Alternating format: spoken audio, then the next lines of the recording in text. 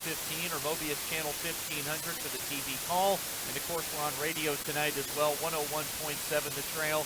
And as always, online at KNEB.com. Always exciting to get the home portion of the season started. Last year, Scottsbluff won their season opener on the road at Hastings last week for the Cats. A blowout win on the road back east at North Platte. 41-20 was the final. Big games from Chris Busby, Keegan Reichschneider, Sebastian Harsh, and the defense, among others. Scottsbluff number 4 again this week in the Omaha World Herald Class B poll. Hastings last year went 4-5 for head coach Charlie Shoemaker. This season, a brutal 2-game gauntlet to start the campaign. Scottsbluff here on the road tonight for Hastings. Last weekend opener beaten by number 3 McCook 41-0 at home. I'll bring in my partner now, Scottsbluff High principal and former high school football head coach Mike Holly. Mike, Coach Benson has said this week that was about as good of an opening game as the Cats have played in his tenure, and that's saying something. Assistant Judd Hall after the game last week pretty pleased as well, sort of echoing those same statements, and for good reason. We saw all the elements of what could make this a special season.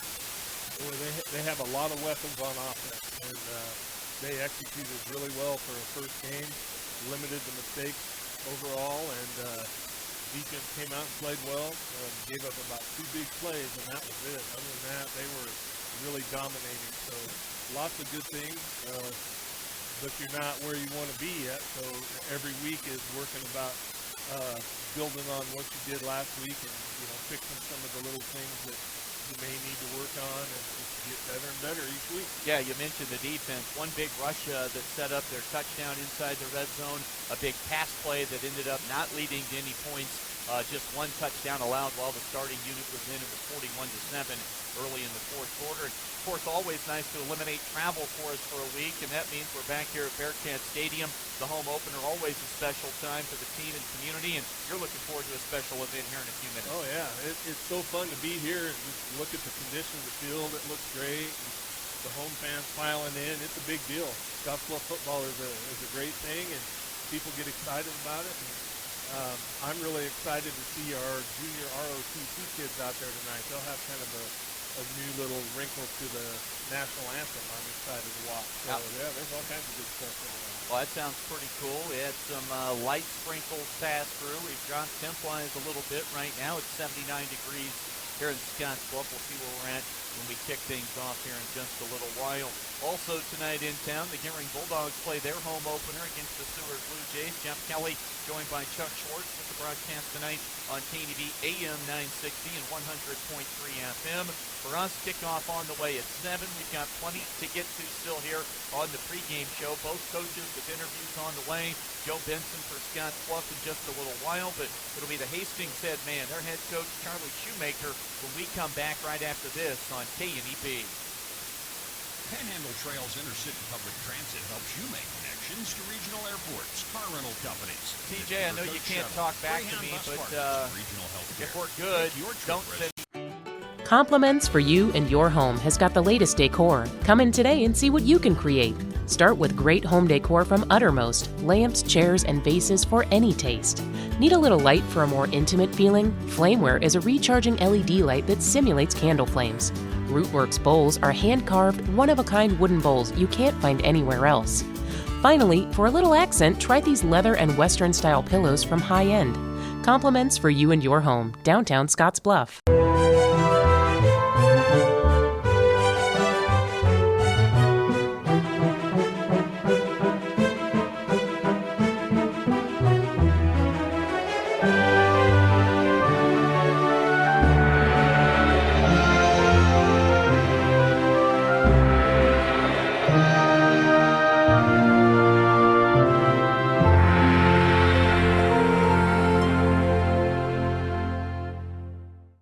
Exceptional care, right here at home. That's the mission of Morrill County Community Hospital.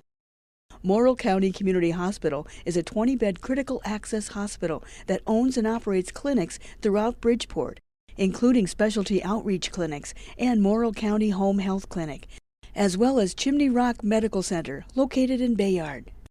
Our dedicated team is committed to you and our community every time at Morrill County Community Hospital, Bridgeport, Nebraska. There's a place where folks still play with fire. the common ground between backyard barbecue heroes and professional chefs. This is where friendships are forged, fire and flavor come together, and new techniques are perfected. Here in Big Green Egg Country, cooking is still treated as an art form. And since the most versatile grill you'll ever own comes with a lifetime warranty, you'll always have the ultimate cooking experience. Visit the experts at Paul Reed Construction, your authorized Big Green Egg dealer. I'm not asking you to do it. Just a bit, you know. But first up is I think Charlie Shoemaker, who I spoke with earlier this week. I guess first District setup, anything like that, what have been the effects that your program feels from the new setup for Class B and everything going into that? Well, it's interesting. We've got, probably half our opponents are new. We haven't played them in quite a few years, but, we're still making a couple trips out west to see you guys, and so that's always kind of fun. And but we've got, our district's a real tough district, and so we kind of go in the central part and the eastern part too. So we're going to cover a lot of ground this year. Once last season finished up and you got into off-season conditioning and weight room stuff and then into the summer, what were kind of the expectations? What was kind of the thought process of what kind of team you might field this year coming in? Well, we knew our senior class, we've got pretty good numbers, some good leaders in there. They're not, I wouldn't say they're the most talented group, but there's some really good players in there. We've got some nice linemen, and that kind of anchors down our whole offensive and defensive line in the senior class. We had our quarterback back that played quite a bit last year. We had some young kids that we knew were going to compete for some starting jobs this year, and that's kind of been the case. We've thrown them in. They've won the job over some guys. So we're just we're trying to turn the corner as far as the program and get that commitment level up. And we had a lot of guys that got on the bus this year, and so we're happy about that. I'll tell you, it's a tough opening two-game slate. Host McCook and at Scottsbluff, two of the heavyweights, obviously, this year in Class B. Let's start with last week, your opener, 41-0. A, how good is McCook? And B, how did your team play despite the final score? Well, I tell you what, they really jumped on us early because we had a few mistakes. I think the first drive, we were at a 3rd and 2. We didn't complete the pass. We felt like if we just moved the chains early, and then the next 2 drives, we fumbled on the first play, and then we threw an interception. Boom, boom, it was 21-0. So you do that against a good team like that, a great team, really. That's going to be really tough to come back from. But we had some things there. The execution wasn't there. So we felt like we had a nice game plan. The opportunities were available, and we just didn't complete those passes or whatnot. But I thought, in general, we played fairly well defensively, but then again, we had some breakdowns. So, we're very close, and they're a good team. They're obviously one of the top 3 or 4 teams as well as Scottsbluff. So I just think, when you get an opener like that, they're a solid opponent. We had a lot of young guys playing, first-year starters even. So I think it's a great situation for us to really go out and get better. We won't get a false sense of being better than we are. We know exactly what we need to work on, so we're working on that this week. You mentioned a returner back at quarterback. It looks like you're pretty familiar with your starting running back with that same last name. Talk about your skill kids a little bit and who does what. Yeah, I tell you, we've got 2 sophomores starting in the backfield with Zaid and Carson, and then Swoboda at the quarterback spot, and we got a lot of receivers back. So we feel good about the skill guys. I think it's just going to take some time, and that first quarter, our young bucks were pretty wide-eyed and kind of like, oh boy, this is a little different than freshman ball. So, and then we've got Tate Pfeiffer. He had some health problems last year, and so he's just trying to really battle back at the running back spot. So we'd really like to get him more involved, and he gives us a little bit bigger presence in there because our other 2 guys are, they're pretty speedy, but they're not very big. So, we're going to need some of that as we move down the line here. But, I thought overall the young guys, they got hit a few times and they bounced right up and they finished out the game and they were ready to go. So I think we're going to see some improvement there as we move through the year, and that's kind of what we expected. Pretty dominant showing from Scottsbluff. They were up 41-7 at Class A North Platte. Early fourth quarter wound up 41-20 with the final score. When you pop the tape on, what amongst probably numerous different things, what stands out the most when you're watching Scottsbluff? I think it's kind of the same thing every year with them. They're just very physical, play great defense, and they're just so relentless on offense. If you're not filling your alleys and taking care of your gaps, you're going to be in trouble because they got the speed to get around the edge or hit the seam and go. And that's a lot easier to draw it up on the board and say you got something to do against it, but you really got to perform when you get out there because they're just very, very good with what they do. They're just a very good overall team. I would say, I don't know what you think, but probably one of the best Scottsbluff teams that you guys have had for quite some time, I would think. So it's definitely going to be a challenge, and we always like going out there and playing. Charlie Shoemaker finishing up, the head man from Hastings, and Coach McCook, Scottsbluff.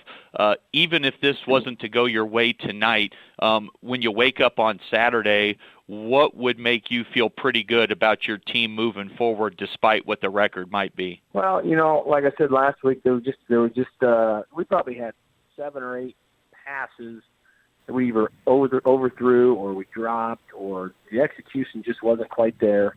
We had some things there, and they were potential. They were at least field position moving plays or touchdown plays, and we didn't execute those. So I think if we can get those things kind of cleaned up, try to establish a bit of a running game with it as well and be pretty diverse, we feel like we can compete. And, our defense, for the most part, has always played you guys pretty tough. This is going to be a definite challenge because you guys are much better, I think. But we feel good about our guys up front. We feel like we can kind of hang with people.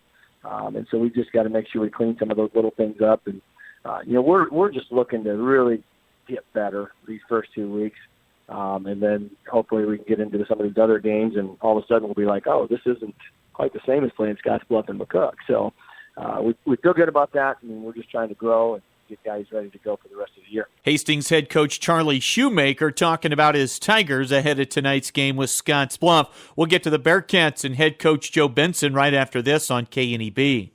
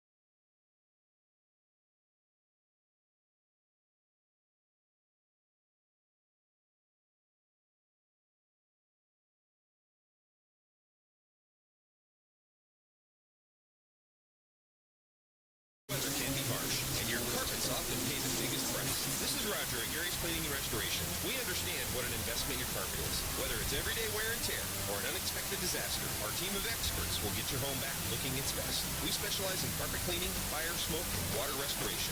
Call us today at 308-762-7218 or contact us at garyscleaning.com to see a complete list of our specialized services. Gary's Cleaning and Restoration, cleaning the Panhandle since 1969.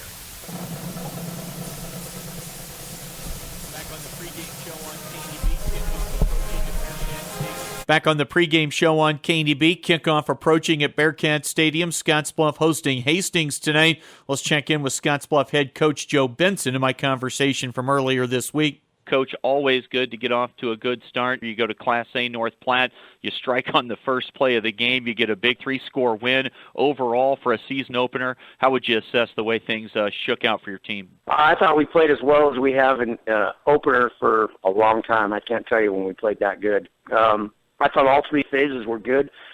Typical first game, you go back and watch film, and we didn't execute great, but, man, we played hard. So that first play of the game of the season on offense, you go to a little play action, and Sebastian drills Keegan on the long ball down the left side. As you're standing there on the sideline, what's going through your head when you see this explosive offense kick it into high gear on the first play of the year? I thought, hey, you know what? We can live like this. This is a good way to go. And I think we are going to get a lot of big plays with our speed. You know, in talking with Coach Hall on the postgame show, I mentioned it looked like you guys might be able to throw the ball a little bit more when you want to this year rather than when you have to. And when you can do that, that really sets this offense up for big things. Yeah, I agree with that assessment. Obviously, Sebastian's a very talented quarterback, and we have the receivers. We got 2 or 3 of them that can really catch and run, and it's going to be a benefit to us. Now, I know coming into things, as far as the opener was concerned, you were going to be keeping an eye on the offensive line. Sam's down, maybe moved a guy around or two, and a lack of experience up front coming into the year in a couple of different spots. Maybe a letter grade, or how would you say the big guys played up front? I'd give them a B. I'd say they were like a lot of the other guys. They missed a lot of assignments, but they played incredibly hard. And when you play hard like that, a lot of good things happen. You know, and some things just never change. Keegan Reifschneider, big play guy, he comes through. Chris in the running game up over 130-plus yards, couple of touchdowns. And I'll tell you one thing that stands out, Mike and I notice, whether it's Chris or Jacob Krull, when they put that foot in the ground and they make a cut, those guys are at top speed immediately. There's just really no slowdown in the game. Yeah, and I think a lot of that is those kids are all very strong kids, spend a lot of time in the weight room, and that's the explosiveness you get when you put in the time. Flip things to the defensive side of the football. Really just kind of 2 big chunk plays, the long running play that set them up for that first touchdown, and then a passing play down the middle. But other than those 2 plays, the starting unit defensively really didn't give up much. No, I was really pleased with our defense. I thought we tackled well. That was a unique offense. It was an old school offense, which we're not used to defending right now, and that had me worried all summer long. That was it's not a traditional offense, and I thought our guys did a great job. Jake had a good plan. You know, everybody knows some of the big names. One name that flashed to me, especially early, supporting the run from the secondary, was Cameron Gary, a transfer kid back in who didn't play a ton last year outside of some special teams because your roster is so deep and talented. But, boy, he really came up and made some plays defensively. I agree with you, Chris. Really pleased with him. I was nervous going in. He hadn't played much varsity football. He was outstanding in JV last year, but that sometimes doesn't translate. He was really spot on with his tackling. Inside linebacker, a spot you were kind of concerned about as well. Luke Rohr had never played a varsity snap. Jeremiah Delzer played a ton of offense last year. Didn't see a ton of time on defense. What'd you think of the way those guys played on the inside? I thought the effort was outstanding. They're a work in progress. It's a deal. Playing inside linebacker is like playing quarterback. It's very difficult. They played well, especially away from the ball. Well, I'm more with Coach Benson right after this on KNEB. Back on the pregame show on KNEB, kickoff approaching at Bearcat Stadium. Compliments for you and your home has got the latest decor. Come in today and see what you can create. Start with great home decor from Uttermost, lamps, chairs, and vases for any taste. Need a little light for a more intimate feeling? Flameware is a recharging LED light that simulates candle flames. Rootworks bowls are hand-carved, one-of-a-kind wooden bowls you can't find anywhere else. Finally, for a little accent, try these leather and Western-style pillows from High End. Compliments for you and your home, downtown Scottsbluff. Things are getting wild over at Paul Reed Construction and Supply.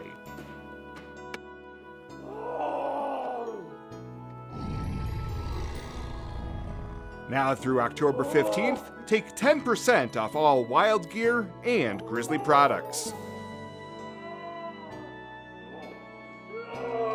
Come visit us today at our showroom on 10th Street in Gering. Buyers Realty has been helping people in the community find their dream home since 1994. If you're looking to buy or sell your home, our friendly staff will put in the work to help you reach the finish line. We also do property management for buildings in Scottsbluff, Gering, and beyond. You can find an extensive list of our properties by visiting our website at callbuyersrealty.com. Or you can visit our Scottsbluff offices on Avenue B, right next to Bumper to Bumper. Panhandle's best, Buyers Realty. Community strong, community proud, we have what you're looking for.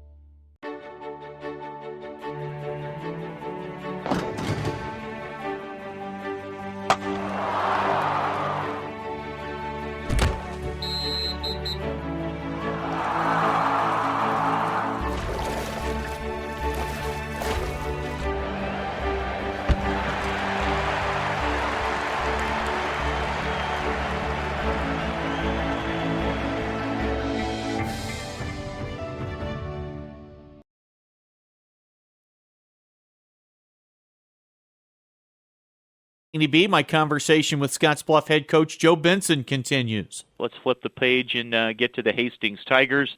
What a brutal two-game stretch they have to open the year. You guys tonight, and they opened with a 41-0 loss to always tough McCook. When you pop the film on, what do you see about Hastings that stands out to you? Well, I think they're pretty good, actually. McCook is that good. You watch them, and they got players all over the place. They're more of a traditional offense. There'll be a little bit of two backs, mostly one back trips and 2x2. They throw it about, I think they'll get back to running at about 50-50 versus us. But I think they would rather throw it probably 60-40. Defensively, they are to me, it's just an old 5-2 look. You can call it a 5-4 look. They do a great job defending us, and we need to move the ball a little more effectively than we have the first 2 years, and we think we have a good plan. How do their skill kids look to you? We got a receiver, 83, big old tall kid. Quarterback is a really good thrower. Running backs are tough kids. They'll get that extra yard. What about injury-wise coming out of the opener? I know there weren't really many changes to the depth chart, so if nothing else, that says you came out feeling pretty healthy. Yeah, Paris Magdaleno is tentative. I don't know. He's got a hip flexor, so we'll see if he can go or not. And we'll get you out of here on this as we finish up with Scottsbluff head football coach Joe Benson here on the pregame show tonight with a key to the game brought to you by Team Auto Center. You get that lifetime warranty with every new vehicle purchase at Team Auto. Coach, always nice to maybe get away from home for week one, hit the road and grab a win. Back at Bearcat Stadium now for the first time this season. What's it going to take to get a home win and make it 2-0? I think we need to execute in all three phases better than we did last week, which is to be expected because it was the first game. But I think we need to clean up all of our mistakes and then play with enthusiasm. There you have it from Joe Benson, the head coach for Scottsbluff. Coach, as always, thanks a lot for the time. Best of luck tonight. We'll talk to you after the ball game. Thank you, Chris. We'll come back with more right after this on KNEB.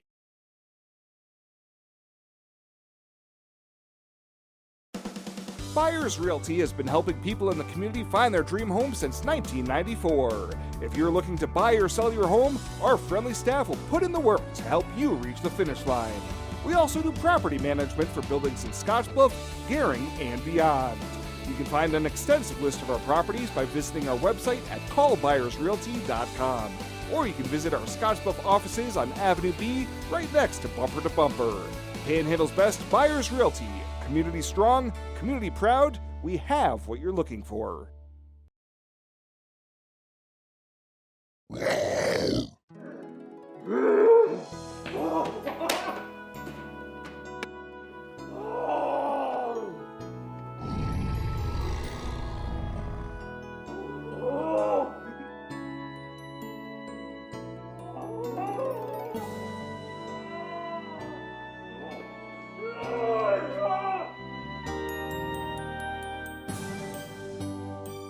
Have you heard the exciting news? Western Nebraska Regional Airport will be offering flights with United Airlines operated by SkyWest beginning January 30th, 2018. What's even better? You'll get to earn and use your United points. Reservations with United are now available, plus all United miles can be earned and redeemed with all flights. While you're at Western Nebraska Regional Airport, grab a bite to eat at the Flight Deck restaurant, plus Hearst Thrifty Car Rental is there for your car rental needs. So make life easier, relax, and get on board with Western Nebraska Regional Airport. There's nothing more important than the roof over your head. And when it comes to shingles, ZM Lumber has one of the largest inventories you'll find anywhere. At ZM Lumber, they love Malarkey Legacy, and Highlander architectural shingles. You know, you can actually save money on homeowners insurance when you use the Malarkey Legacy Class 4 UL 2218 shingles, where quality and value still count. ZM Lumber and Home Center, your lumber one since 1971. Starting defense last week. We'll flip it up tonight and hook you up with the offensive starters right now. Starting lineups brought to you by Western Nebraska Community College. Classes are underway. You can always learn more at wncc.edu. Along the offensive line, the tackles, Kyler Counts, a junior at 230, 6 feet tall, and Nathan Harms, 5'10", 245, a senior. The inside lineman at guard, you've got Creighton Dyke, 5'10", 195, a junior. And Terrence Mokiak, a 5'11", 225-pound junior at the other side at the guard spot. The center, Brandon Larson, 5'11", 230, and a senior. At quarterback, Sebastian Harsh, 6'3", 220, a junior. The fullback, Garrett Nelson, 6'3", 245, a senior. Main ball carrier will be Chris Busby, 5'10", 175, had 134 on the ground last week. Tight ends, Jack Darnell, 185, a junior, and senior at 195, Jeremiah Delzer. At halfback, we'll see Jacob Krull, we'll see Josiah Diolis, and when they're throwing the football, you can bet Keegan Reifschneider is going to be on the field. We'll get to some starters defensively for Hastings when we come back just ahead of kickoff. That'll do it for the pregame show. Opening kick when we come back right after this on KNEB. Where can you find gifts for everyone? TC and More. That's where. Come in and look at what you've been missing. Gifts for the ladies. Gifts to remember. The gift of light. Gifts for your home. Gifts for the kids. Gifts for the Husker fan. For the perfect gift, stop in and visit TC and More, downtown Scottsbluff. And remember, TC and More still has all of your children's educational materials. Have a ball this fall getting your property in shape with a new John Deere compact tractor. Get 0% financing for 60 months on all compacts, like the hard-working 1 family and the economical 3E series. And get $500 off with the purchase of 2 qualifying implements that turn your tractor into the workhorse it was built to be. Clean up your property and clean up on savings with John Deere. Visit 21st Century Equipment in Alliance, Torrington, Scottsbluff, and Bridgeport, or visit 21stcenturyequipment.com. Bye, Mom. Have fun. Maybe next weekend. Why wait? With the affordable John Deere 3E Series tractor, you can clear the chore list in no time. Go from to-do to done. Looks like we had nothing to worry about. Bring a 3E home today for just $139 per month. Nothing runs like a Deere. Visit 21st Century Equipment in Alliance, Torrington, Scottsbluff, and Bridgeport, or visit 21stcenturyequipment.com. This is Mike. Mike likes his car. Mike likes to save money. And Mike likes to breathe. So Mike fills up with E15 with 15% American ethanol. The clean octane in E15 gives Mike the performance he wants from his engine and the clean air he wants for his family. Better yet, E15 costs less at the pump. Higher octane, cleaner air, lower cost. E15 sure gives Mike a lot to like. For locations near you, go to huskerfuel.com. Quarterback at fullback, Zayd Widener, 5'9", 145, just a sophomore, a fellow sophomore. At the halfback spot, Carson Shoemaker, 5'6", 145 pounds. He's a sophomore as well. Along the offensive line, Keyshawn Hunt, 6'4", 265, a senior. Chris Glaze, 6 foot, 205-pound senior. Dawson Jacobus at center, 5'11", 185, so a veteran crew up front. He's a senior. At right tackle, Caden Adams, 5'11", 235, and the lone junior, Evan Marrera, 5'11", 200 pounds. Receivers, Quentin Sinek, 6'2", 180, Jacob Schroeder, 6'4", 180, Sinek a senior, and Schroeder a junior. We are just about set for opening kickoff. Brought to you by Papa Murphy's Pizza, 2801 Avenue B, Scottsbluff. Always love it, 425 degrees. Always a great job with Dan Marshall and his staff there at Papa Murphy's in Scottsbluff. And make sure you register for the Papa Murphy's Text Club. Always a sweet deal there. Whistle blows and we're underway. Ball comes down into the end zone. Second touchback we've seen this season already as Jerry Escamilla, Mike, and that's a weapon they found. That is a weapon. And, you know, anytime you can make them start that deep in their own territory and you don't chance a big play on a return, that's a great thing. So this Scottsbluff starting defensive unit will be without Paris Magdaleno. Jacob Krull gets the start on the right corner in place of Magdaleno tonight. They gave up 2 big plays really last week, and that was about it. One of those led to a scoring opportunity that North Platte cashed in. They left the starting unit out there until early fourth. They gave up just the 7 points. Shotgun set, and they're going to go wide. They throw it left side into the flat. Tackle made. Sinek on the catch for Hastings. Tackle by Josiah Diolis. And they'll take it out to the 25-yard line to pick up a 5 on first down. As they go out to the left flat, that makes it 2nd and 5. And Hastings will come to the line of scrimmage after a positive opening play of the night. Trips to the short side, ball left hash. They'll motion a man from left to right, and they're going to give it to the tailback that time, running middle behind the offensive line. And on the tackle, Terrence Mokiak, and the carry went to Carson Shoemaker, a gain of 2. That'll make it 3rd down and 3. Still just under a minute gone by. Jack Darnell flexes from a linebacker spot to some coverage here on the inside slot receiver. Trips right. Heat coming. Good job by Swoboda to avoid the pass rush, but the pass attempt falls incomplete. The intended target was Quentin Sinek, and he could not hold on. Nearest defender was Jacob Krull, so a 3-and-out for Hastings on their first drive of the night. And that's going to set Scottsbluff up here in punt return formation. And anytime skilled kids are in a spot to make plays, you know they're dangerous. Reifschneider gets back deep, as does Cameron Gary. 10:56 to play here in the opening quarter. Snap is high. Sinek fields it with one hand. End over end kick's going to bounce just across midfield. Little bit of a Hastings roll. And Scottsbluff looks like they're going to take over the football at about their own 40-yard line. So, Mike, a 3-and-out defensively. Great starting field position, a great start so far. Yeah, I think that kickoff going into the end zone set the tone, Chris. You know, they start at their own 20, don't get a first down, and then get somewhere between a 30 and 40-yard punt. And, man, that gives us great field position right at the 40. So let's see if we come out with a run play or bust a big pass play like we did first play of the game last week. You called it last week. They scored on a 60-yard strike on the first play from scrimmage of the season. Single receiver right, 2 to the left. They'll motion Busby. The quarterback, Sebastian Harsh, keeps it. He's got running room across midfield. Harsh to the 40, 30, 20, 10, 5, 6, 3, 2, 20 to the house.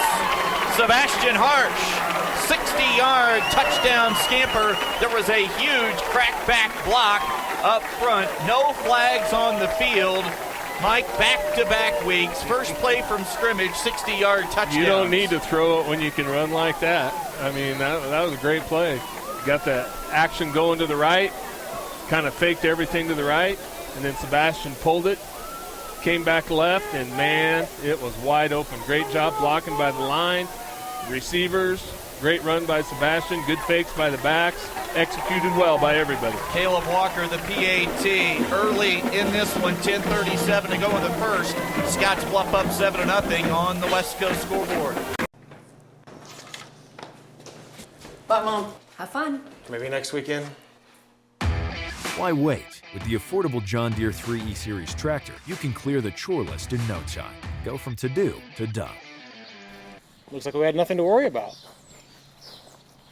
Bring a 3E home today for just $139 per month. Nothing runs like a Deere. Visit 21st Century Equipment in Alliance, Torrington, Scottsbluff, and Bridgeport, or visit 21stcenturyequipment.com. Find out what convenient really means at the Western Travel Terminal. Start with our great selection of food and drinks, from for real milkshakes and fresh brewed coffee to snacks and hot food. Next, check out our beer and spirits with their everyday low prices. Finally, let us work for you with our full-service gas station and automatic truck and car wash. All this can be found at 822 South Beltline in Scottsbluff. Western Travel Terminal, your convenient shopping, restaurant, and full-service gas leader. Pre-game show continues on. A 60-yard touchdown run on the first play from scrimmage tonight for Sebastian Harsh as Jerry Escamilla blasts another kickoff into the end zone. Already his third touchback of the season. And Mike, Harsh is 6'3", 215, 220. We know he's going to run over plenty of kids, but when he got in the open field, nobody made any ground up on him there. No, I saw Coach Auberg here earlier tonight, and he'll probably be trying to recruit him for the track team after that little run. I'm sure he tries to recruit everybody to the track team, that's for sure. Yeah. Scottsbluff back on the field defensively. Little play action. They throw it out. Shoemaker had it go right through his hands. He had some open field in front of him. Incomplete pass. And no surprise, Hastings trying to throw it around a little bit here early on tonight. And they're already behind the 8 ball on the scoreboard. They trail 7-0 on the Harsh 60-yard touchdown run. 3 and out defensively on the first drive of the night. Had some overcast skies earlier, partly to mostly cloudy right now. Temperature still hanging there at 79 degrees. Been that same temperature for about the last 30, 40 minutes. Play action. Swoboda, head downfield, pressure, and now he rolls back to his left. He's going to tuck it, and he's tackled on the play. A gain of about 6. Big stick, though, by Jeremiah Delzer. A gain of 6 on the carry for Alex Swoboda, the 6'1", 145-pound senior quarterback, the left-hander for the Hastings Tigers. Beaten last week, 41-0 at home by the McCook Bison. Tough 2-game start to the schedule with McCook and Scottsbluff if you're a Hastings fan. 3rd down and about 4. Snap. They will throw it out, and Schroeder on the catch. Makes the first man miss. Wrapping up and holding on and stopping the receiver. Schroeder shy of the yardage needed to pick up a first down was Chris Busby. A nice solo tackle there for the senior cornerback. One of the top players in the state of Nebraska. A gain of 2. Swoboda to Schroeder, and that'll set up 4th down and short, and another punting situation for the Hastings Tigers. Back-to-back 3 and outs. And you got to like that open field tackling we saw from Chris right there. Oh, that was good. He didn't hesitate. He went right after the legs, got a piece of him, and brought him to the ground. 4th and about 1.5. They've got 4th and 2 on the scoreboard. It's going to be a little bit shorter than that. Snap back and an end-over-end kick, and Reifschneider's going to get a crack at it. On the catch, he runs left. Breaks contain across midfield, still on his feet, down the far sideline, cuts it back, lowers a shoulder. He dropped the tackler, and he drops himself finally at about the 15-yard line. That's a return of around 45 yards for Keegan Reifschneider. That's the kind of run I like to see when you know that's you and the other guy and there's going to be contact. You deliver the hit, and Keegan did that time. He lowered his shoulder and put the tackler kind of on his backside. He tweeted a couple days ago, it doesn't matter about the amount of talent. You could have all the talent in the world, he said, but if you don't have a little dog in you, that talent isn't worth much. Yeah, he showed a little dog to finish He had that a little return. dog in him that time. Yes, he did. 1st and 10, Cats in prime scoring position, already inside the red zone with this powerful, potent, dynamic offensive unit. Shotgun set. Harsh. Going to hand it to Busby. Busby straight ahead. He runs over a tackler. Falls forward inside the 5-yard line. That should be good for a first down. And at 5'10", 175, Busby delivered the blow. Secondary man Austin Nauert came up and felt the brunt of that blow from Busby. And Scottsbluff picks up 10 with Chris Busby. Had 134 and 2 touchdowns last week. Sprinter speed, toughness between the tackles, and an all-around dynamic football player. Snap to Harsh. Busby, cutback run. Still up on his feet, but he'll be tackled after a gain of about 1 yard. That'll make it 2nd down and goal now for Scottsbluff. 8 minutes and 22 seconds to play in this opening quarter. Cats scored on their first possession, their first play from scrimmage tonight. After the defense forced a 3 and out, Sebastian Harsh went 60 yards on a running play to the end zone. 2nd and goal at the 4 for Scottsbluff. Garrett Nelson, the tight set fullback. Busby to the left of Harsh. They're going to give it to Chris. Chris is popped, delivering the blow that time. On the tackle for Hastings was Evan Marrera. They go under 8 minutes to play. 2 on the carry for Busby, and that'll bring up 3rd and goal for Scottsbluff. Really running it off that right side here on these couple of plays down inside the 10-yard line. Knocking on the door of a 2nd touchdown for the night. Harsh, the big quarterback, he's going to tuck it, keep it untouched into the end zone. Quick clip to the official, and Sebastian Harsh with his 2nd touchdown run of the night. This one comes with 7:25 to play in the opening quarter. And this Scottsbluff offense is humming at a pretty high gear. Is that a 2-yard run, Chris? They have it third and goal from the 1 on the scoreboard. Let's go with the scoreboard, Mike. Okay. Snap back, hold is down, kick is up and good for Caleb Walker. 2 for 2 on PAT. 7:25 to play in the quarter. All Scottsbluff early. They lead 14-0 on the West Coast score. There's a place where folks still play with fire. The common ground between backyard barbecue heroes and professional chefs. This is where friendships are forged, fire and flavor come together, and new techniques are perfected. Here in Big Green Egg Country, cooking is still treated as an art form. And since the most versatile grill you'll ever own comes with a lifetime warranty, you'll always have the ultimate cooking experience. Locate a dealer at biggreenegg.com. Have a ball this fall getting your property in shape with a new John Deere compact tractor. Get 0% financing for 60 months on all compacts, like the hard-working 1 family and the economical 3E series. And get $500 off with the purchase of 2 qualifying implements that turn your tractor into the workhorse it was built to be. Clean up your property and clean up on savings with John Deere. Visit 21st Century Equipment in Alliance, Torrington, Scottsbluff, and Bridgeport, or visit 21stcenturyequipment.com.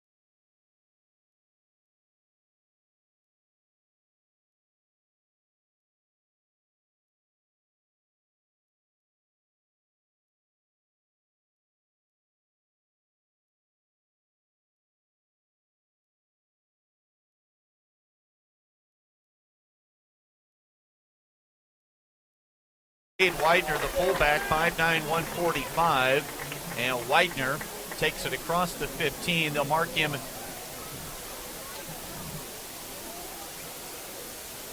for a 4-yard gain for Zade Widener.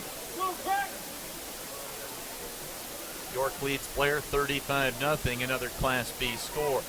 2 receivers each side. Heat from the backside. And Garrett Nelson records his first sack of the season. Just blew right by the offensive lineman and the Husker commit from behind with the big sack of Alex Swoboda. And Swoboda went down in a hurry. 6.5 minutes to play in the quarter. A loss of 7, and that sets up 3rd down and 13. Scottsbluff showing blitz with Luke Rohr in the middle. He gets knocked off his spot. Swoboda throws back across his body, a little bit behind the intended target that time. Nate Nordby, and the ball falls incomplete. And Scottsbluff forces their 3rd 3-and-out of the night defensively.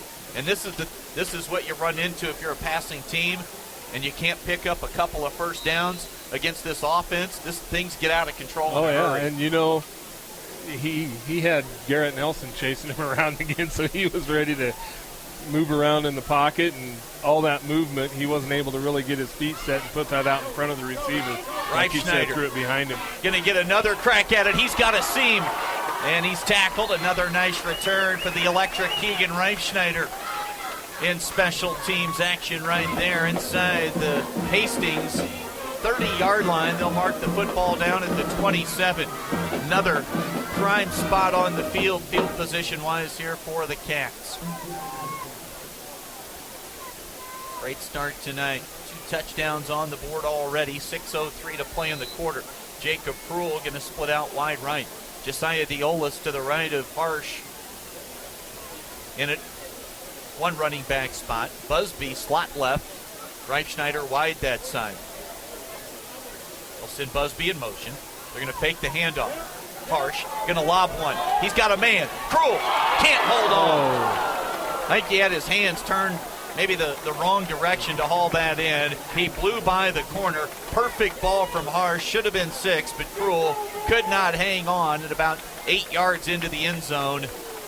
And the pass falls incomplete, and it sets up 2nd down and 10. The play call was there. Yeah, nice little scheme there offensively. We had 2 receivers here on the left side. Cruel was split out wide to the right, and he had a one-on-one matchup out there, and he won the matchup, just didn't come down with the ball. 2nd and 10, ball left hash. Snap to Harsh. They're going to hand it to Busby. He's got a lead block from Garrett Nelson. Chris Hard running inside the 20. They'll bring him down at around the 17.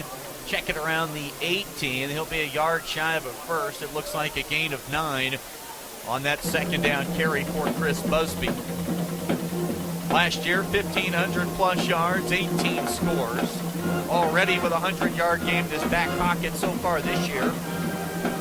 5 minutes, 35 seconds to go. Clock continues to run. Seward leads at Gehring 7-0 mid-first quarter. Busby to the left of Harsh. Halfback right, that's Cruel. They're going to hand it to Jacob Cruel. Puts his foot in the ground, cuts it back up. Whistle comes. Cruel thought he never was taken to the turf. I think they had his forward progress stopped, though, but I don't know if he thinks that. Clearly, he doesn't think that. No gain on the play for Cruel. 5'9", 175. Under 5 minutes to play, so a 4th and short now for this Cats offensive unit. Count, Smokiak, Larson, Dyke, and Harms, the starting offensive line. Also in right now, Joe McLeod. He saw plenty of action last week. Handoff, Busby runs right. He's going to lower his shoulder, stays on his feet, great balance, and he bounces it outside off the right side of the O-line into the end zone. 18-yard touchdown for Chris Busby with 4:34 to play in the first quarter, and Hastings has to be a little shell-shocked with what they've seen so far tonight. That run by Busby, man, that showed a lot again. He had speed getting to the edge. Then there was a lot of contact, and he ran through the contact. And right after he about had the first down picked up, there was a guy right there, and Busby turned on that speed, and that guy wasn't even close. Good job by Brett Hill to get that snap and get it down for Walker, who's 3 for 3 on PAT. Still first quarter, 21-0 Scottsbluff. When we transform Nebraska corn into ethanol, it doesn't disappear from the food supply. It just takes a little detour. Ethanol is made from the starch. The rest of the corn becomes livestock feed to create meat and dairy products, corn oil, sweetener, and other food ingredients, and maybe a little carbon dioxide to make your soft drinks fizzy. Homegrown ethanol helps satisfy America's hunger for energy and the world's appetite for feed and food. Nebraska's family corn farmers, sustaining innovation. Platte Valley Companies is your home team financial and insurance network that works for you. Platte Valley Bank provides a broad range of financial tools for your short and long-term business needs. Our experienced commercial lenders will work with you every step of the way to help your business grow. At Platte Valley Bank, we are proud to provide you with local decisions by hometown people for your hometown business. Respect for tradition, coupled with vision that looks to the next frontier. Platte Valley Bank, a Platte Valley company, member FDIC.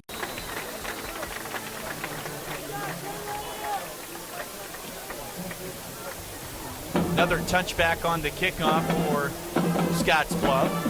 4 minutes, 34 seconds to play here in the opening quarter. Some darker skies back behind us. Mike will hopefully avoid any more sort of rain or anything of that nature. 4:34 to play. 3 and outs so far tonight offensively for the Hastings Tigers. Swoboda, the quarterback, surveys the defense. Takes the shotgun snap. Play action. He wants to tuck it and run. There's a lot of traffic around him. Good job to sidestep. Now, Sebastian Harsh delivers a big blow. Forces the fumble, but Hastings lucky to fall on it. Quarterback on quarterback crime right there, Mike. Problem for Swoboda is Harsh is as good of an outside linebacker he is starting quarterback. Yeah, he delivered the big hit that time. And that turns into a first down for Hastings. So That's what the Tigers are dealing with tonight. Yards, first downs, points are going to be tough to come by. They almost turn it over and luck box their way into a first down. They'll take it. Play action, Swoboda rolls left, throws low. Ball is incomplete, far sideline. Intended target over there was Quentin Sinek once again. It's going to be one of his favorite targets throughout the night. Jacob Krul over in coverage. Decided Diolas out from his linebacker spot that direction. 4:14 to play. Brings up 2nd and 10 after the incomplete pass.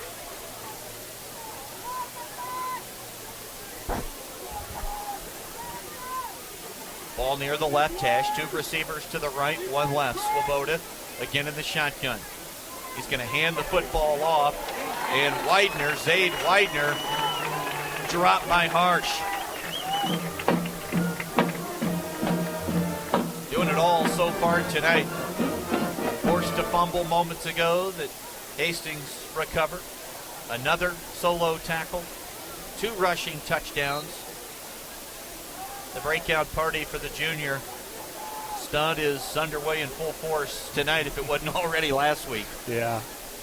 Remember we talked about player of the game. We said, yeah, Sebastian, he might have more opportunities. Yeah, you weren't wrong about that. We've got a timeout taken by Scottsbluff. We're going to keep it right here with 3:36 to play here in this first quarter. You just look at the sideline. You look at the guys that the Cats put on the field.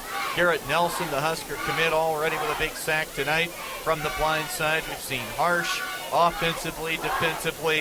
Reifschneider in the return game. And really what probably set that opening play touchdown up was they came out and ran the same formation they did last week that wound up a long touchdown pass. So you have to respect Reifschneider and what you see on the offensive side. So he's Mr. Dynamite and dynamic, and it's just a bevy of options right now. Yeah, they spread them out and took advantage of the run game. Connor McCracken, 6'4" senior out here on the corner. He'll be a star in the basketball floor once again this year for Scottsbluff.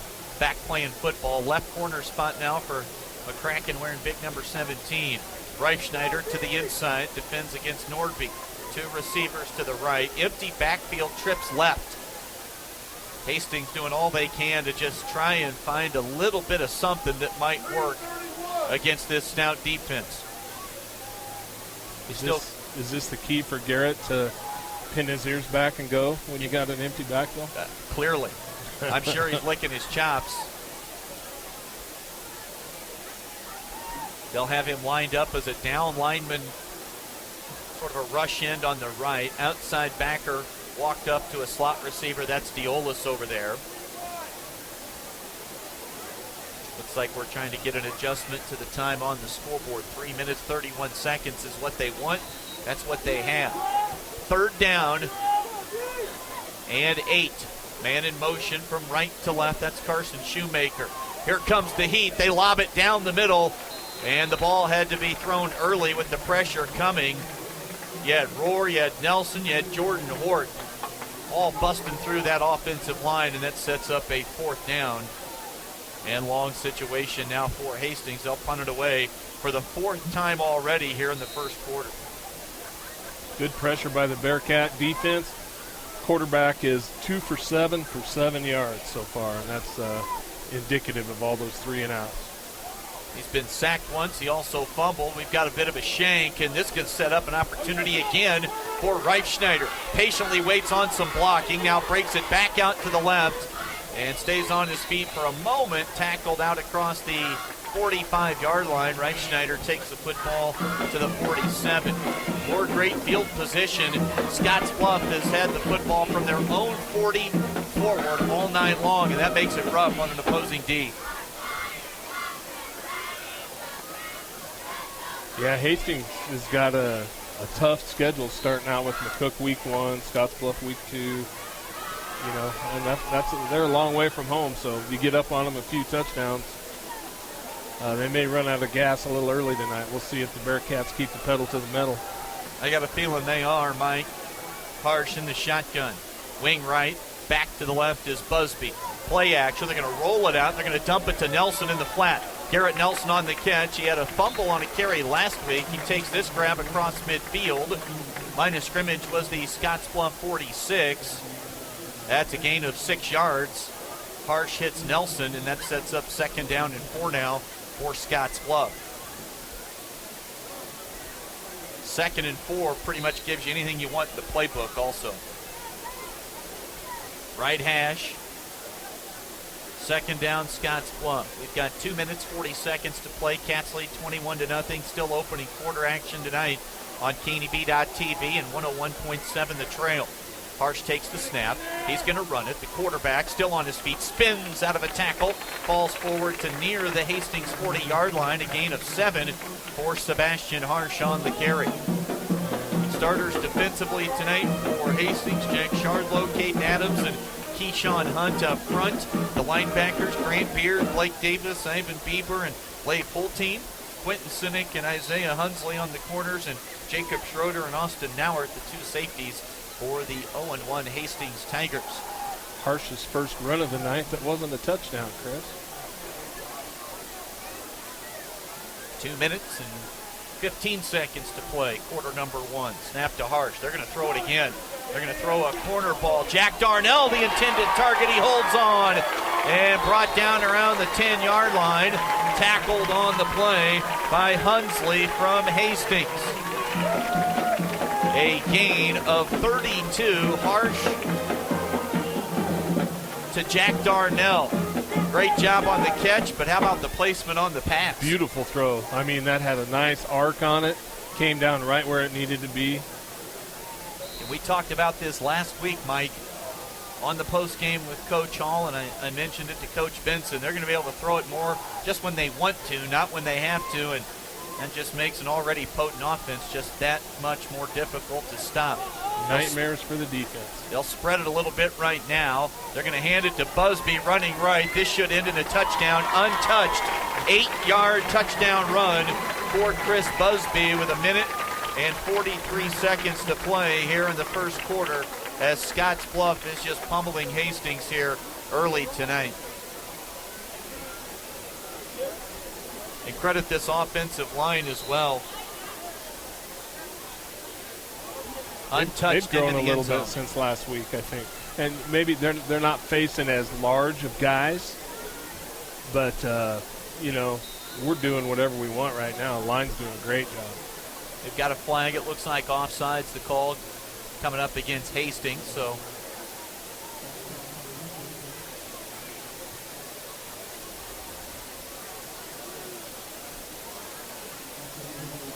they'll decline the penalty. And they'll just kick it from the regular spot that they would on any other PAT. Brett Hill to hold. Caleb Walker last week was 4 for 5. He is 4 for 4 early tonight. 1:43 to play. Still first quarter. We're going to stay right here. Scottsbluff in control, leading 28-0. Harsh 60-yard TD run. Harsh 1-yard TD plunge. Busby from 18. Busby from 8. Walker perfect on the PATs. It's 28-0. Scottsbluff, and again, we're still in the first quarter with 1:43 to play. The lone first down tonight for Hastings came on a big stick defensively from Harsh. It forced a fumble on Swoboda. Ball fell forward. Hastings fell on it for a first down. That's how dominant things have been so far in this one. See if we can put another kickoff in the end zone. That sure helps the defense out when that happens. Escamilla has put 2 of 3 into the end zone for touchbacks so far tonight. The other one resulted in a penalty flag on Hastings, and they started back inside their own 20-yard line. Escamilla drills one down the middle. It's going to come to the 1-yard line. Nordby on the return. He runs middle and tackled by Cameron Gary. On special teams, the starting safety makes a play.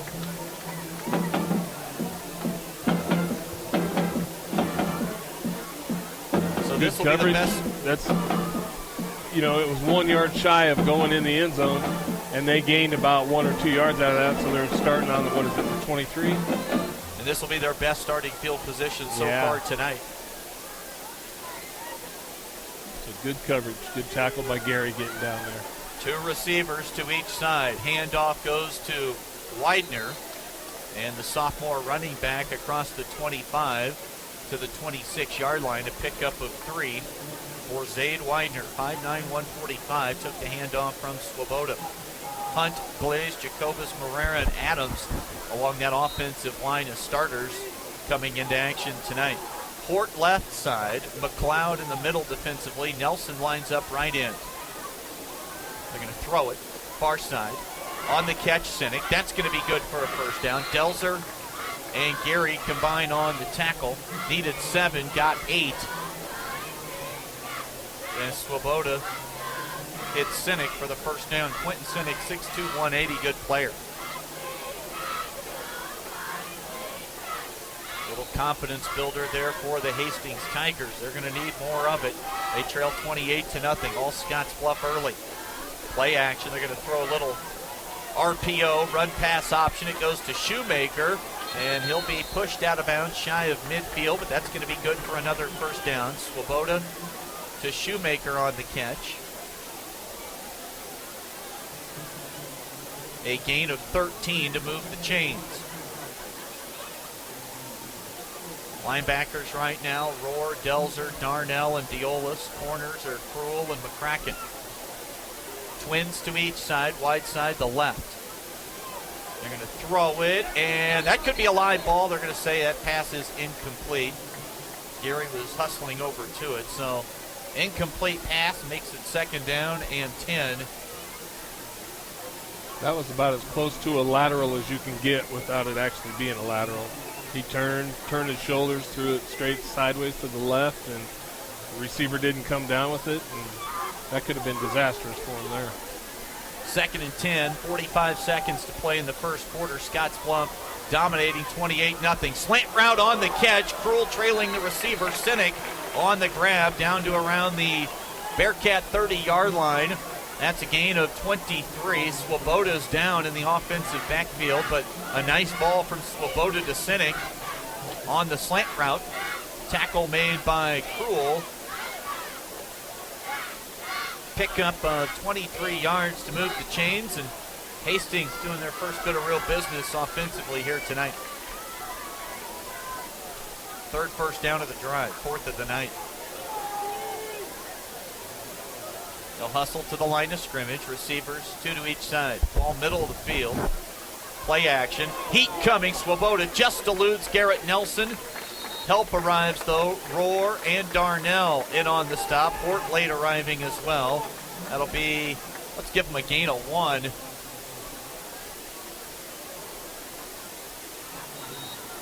For Swoboda. Second down and 9 as the horn sounds, and the first quarter has come to a close. All Scottsbluff, after the opening 12 minutes of play, they lead Hastings 28-0 on the West Coast scoreboard. It is never too early to start planning for retirement, and working with an experienced financial advisor can put you on the right path. At Platte Valley Investment Center, our team of financial advisors will work with you every step of the way to maximize your retirement income. Call me, Jody Rosiska, or Rick Morehouse, financial advisors, to set up your free, no-obligation consultation. Raymond James Financial Services Incorporated, member FINRA SIPC. Life well planned.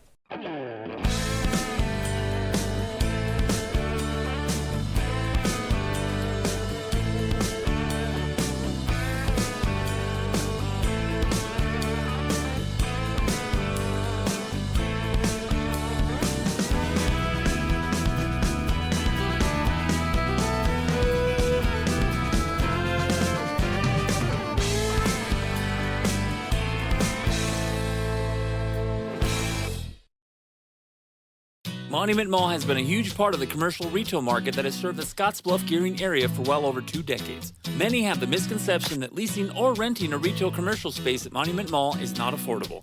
On the contrary, our retail spaces have never been more affordable than now. Often having several spaces to choose from for rental or lease options, we have kiosks and retail merchandising units available for your needs to help your business thrive.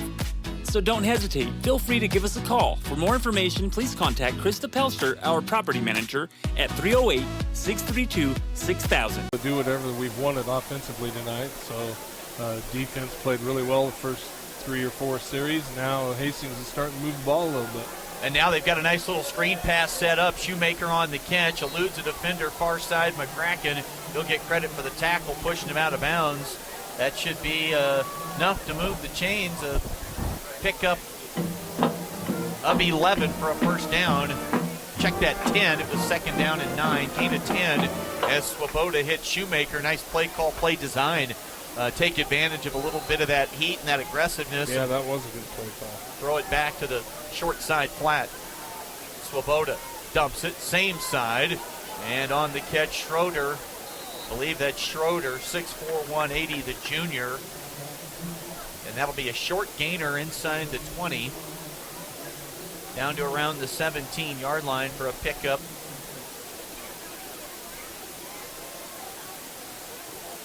Of 3, second down and 7. Terrence Mokiak comes out of the game for Scottsbluff. McLeod now at the nose tackle spot, flanked by Nelson and Hort. I'll tell you, that's some good help to have to your left and right. Yeah. Nelson left hand in the ground. Hand off. Nelson fights off a block. He arrives in for a tackle, as does Jeremiah Delzer. No gain on the play. And that'll make it third down and 7 right now. With under 11 minutes to play, Widener on the carry. Third and about 7 for the Hastings Tigers. Their best drive of the night so far. Third and 7 from the Scottsbluff 17-yard line. Trips left. Shoemaker in motion. Swoboda looks left. He's going to throw a fade. They want Schroeder on the corner route. Back to the pylon area on the coverage. Delzer, ball overthrown. It'll bring. Now we've got a late flag, and what are we going to have? Looks like a personal foul, I think, late, maybe against Nelson. Oh, sideline warning, huh? Well, I don't know what happened, but Josiah Diolas just obliterated the quarterback as he threw it. That's why it was, I think, mainly incomplete. And he was already walked back past the line of scrimmage when that flag came out, so there was nothing on him. And the ball, the quarterback, Swoboda had to get rid of it before the receiver, Schroeder, barely broke out of his route, broke his route to the corner. Now we've got a timeout taken by Hastings as they've got to get this play call right. Down 4 touchdowns already, early second quarter. Boy, I said Nelson, so I apologize on that. It was a sideline warning, and just the way the official threw the flag, he wasn't looking at the Scottsbluff sideline. Nelson was the nearest to the quarterback, and luckily it was just a sideline warning, and a fourth down still to come on the incomplete pass moments ago. 28-0. Let's get a quick check here on the scoreboard. Late first, Seward now with a 21-0 lead on Gehring Crosstown.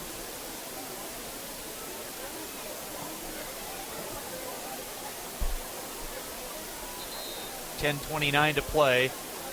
Second quarter action here at Bearcat Stadium. Cats rolled last week at Class A North Platte, and they're taking it to Hastings in this one, 28-0. 2 touchdown runs apiece for Harsh and Busby.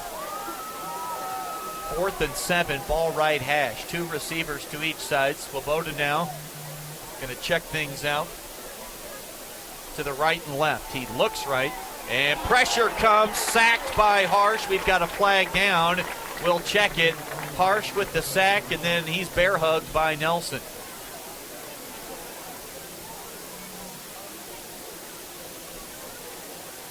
I see what looks to be a happy offensive lineman. No, that's not the case. Maybe he heard wrong. A hold the call, and the fourth down play stands. A sack for Harsh. He's having a heck of a night. Both sides of the football. He's forced a fumble. He's come up with a sack, and he's picked up 2 rushing TDs. Jake McClain, the defensive coordinator, out.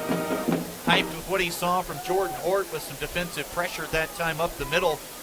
And when you've got big guys, Mike, like that on the line, it just opens up things for those linebackers to run free.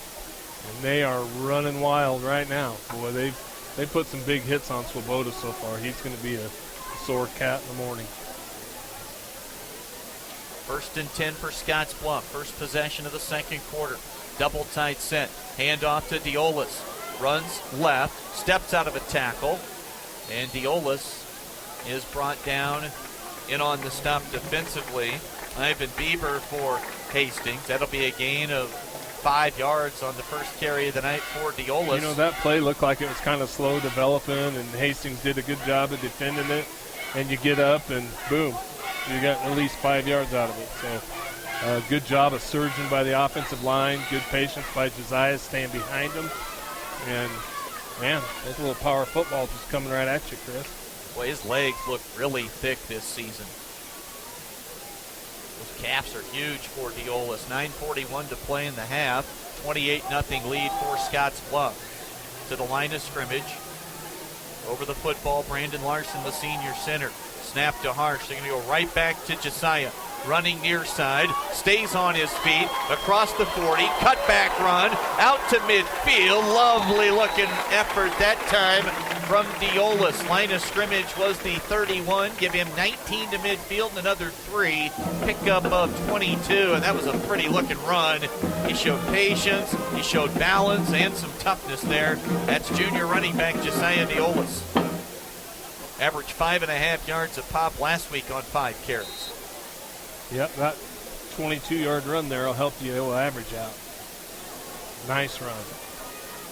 Diolis to the left of Harsh. Busby halfback right side. Nelson, that short set fullback, off to the right. Harsh. Intended target was Darnell. Pass incomplete at the Hastings 40-yard line. Nearest defender, Austin Noward, in coverage. 8:59 to play in the third. Or check that, in the second quarter. Scottsbluff scored 4 times in the opening 12 minutes, including a 60-yard touchdown run on the first play from scrimmage for the Cats tonight. 2nd down and 10. Ball right hash. They're going to hand it to Busby. Busby looked like he was going to get bottled up. He is, but he will get back across the line of scrimmage. He'll take it to the 45 for a pickup of 2, and that'll make it 3rd down and 8. And even in a blowout situation like we're looking at right now, these are things to keep an eyeball on, Mike. The 3rd and 8 for this type of offense, and what kind of play call do we expect to see right here? We'll see what offensive coordinator Judd Hall wants to go with. Of course, you could be here in 4-down territory, so they could keep it on the ground, but if they do go to the passing game, it'd be interesting to see what sort of play call they dial up right here. Looks like a helmet equipment situation. They're trying to get a chin strap button on the Hastings defensive side. They're going to send Krul out to the near side right. Dangerous left side of receivers, Busby and Reifschneider. Diolis to the right of Harsh. Ball left hash or near it. Straight drop, Harsh. Over the middle, Reifschneider on the catch. 20, cut back, 15, 10. No one's going to tackle Keegan Reifschneider. That is a 44-yard touchdown strike from Harsh to Keegan Reifschneider. The second time those two have connected on the year, and this offense is in high gear. Once again, 44-yard completion. Good for 6. Reifschneider's got his 2nd touchdown catch of the year. And with 8:05 to play in the second quarter, Scottsbluff goes up 34-0, PAT pending.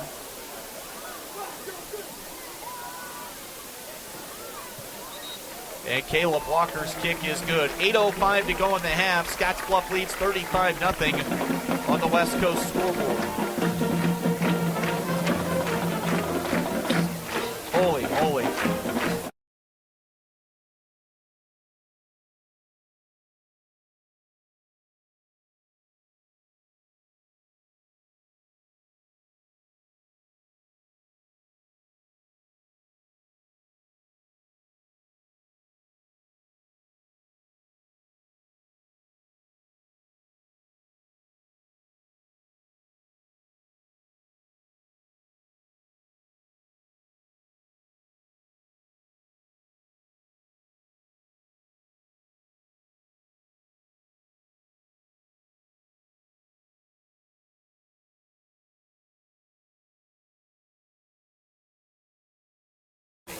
761 Trail. Make your connection simple by simply calling Panhandle Trail Center City Public Transit. Convenient, affordable transportation. Panhandle Trail Center City Public Transit. Ball comes down to Carson Shoemaker. Nice return. Fielded that one inside the 5. Brought it out across the Hastings 30. Looks like they're going to push him out of bounds at around the 35-yard line. 7 minutes and 58 seconds to play in this first half. Mike, already 35-0. Alex Galindo on the special teams play for Scottsbluff. There's Garrett Nelson, the Husker commit. He'll be in Lincoln after this first semester of school. What a whirlwind year and a half it's been for Garrett Nelson. Yeah, and it's just going to keep going, too. You know, with the football season they're going to have this year, and then graduating high school in December and going to university in January. Lots of stuff ahead of him. Nelson lined up at right end that time. They ran back to the right side opposite of him. He came crashing down the line of scrimmage and then tackled the ball carrier on the opposite side of the field. And we do have a late flag thrown against Scottsbluff, or thrown on the field, and it looks like Scottsbluff knows it's against them.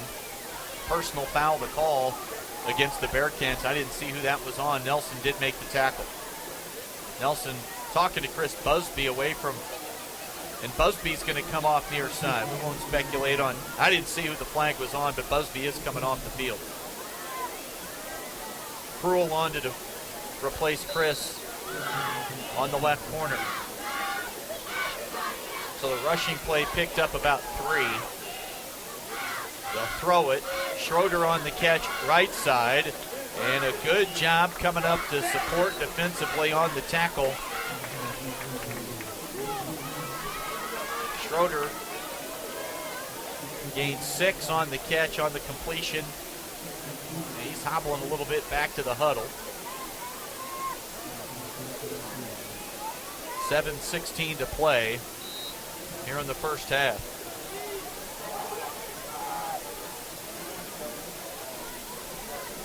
Second down and 4. Ball right hash. Cats show blitz. We had movement from the left side of the line. I don't see a Nobody flag. saw it, evidently. Cut back run for Widener. And that's a first down carry and a nice rushing play for Zaid Widener. Line of scrimmage was the 40-yard line. Widener takes it down inside the 25 to the 24-yard line, so a pickup of 16 for Zaid Widener, a 5'9", 145-pound sophomore. Hastings to the line of scrimmage, 2 receivers to each side of the formation. Swoboda, inside give, Widener, flag flies far side of the field.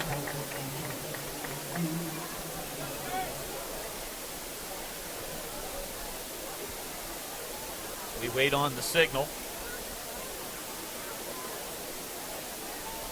Garrett Nelson says push him back. Ball start on Hastings. We'll make it 1st and 15. And things start to get difficult for an offensive unit when you're playing behind the chains against this Bearcat offense. 6.5 minutes to play.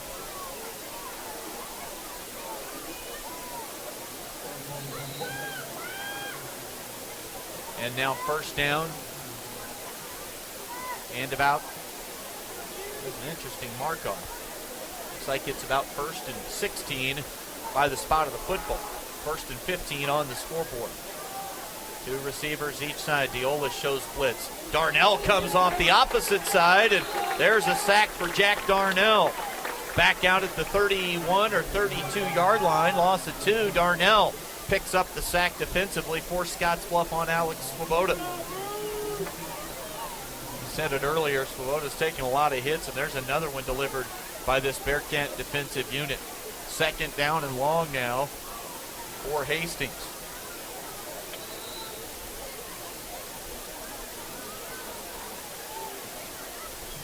Call it 2nd and 17. Schroeder inside slot, left side. 2 receivers to the right. Man in motion, Shoemaker, little play action. Quarterback had to get rid of it. Diolis on the tackle, also sliding out to help out on the play defensively was Jordan Hort, but Luke Rohr, living up to his last name, roared off the left side there and course, Swoboda, how many times have we seen, Mike, tonight the quarterback have to get rid of the football before he wants to? Yeah, that was great pressure. Rohr has good speed. He was a good hurdler in track last spring. He got to him quick, made him dump it off. No gain on the play. Brings up 3rd down and 17 now for Hastings. 35-0 lead for the Scottsbluff Bearcats. Came into this week number 4 for the 2nd straight week in the Omaha World Herald Class B poll.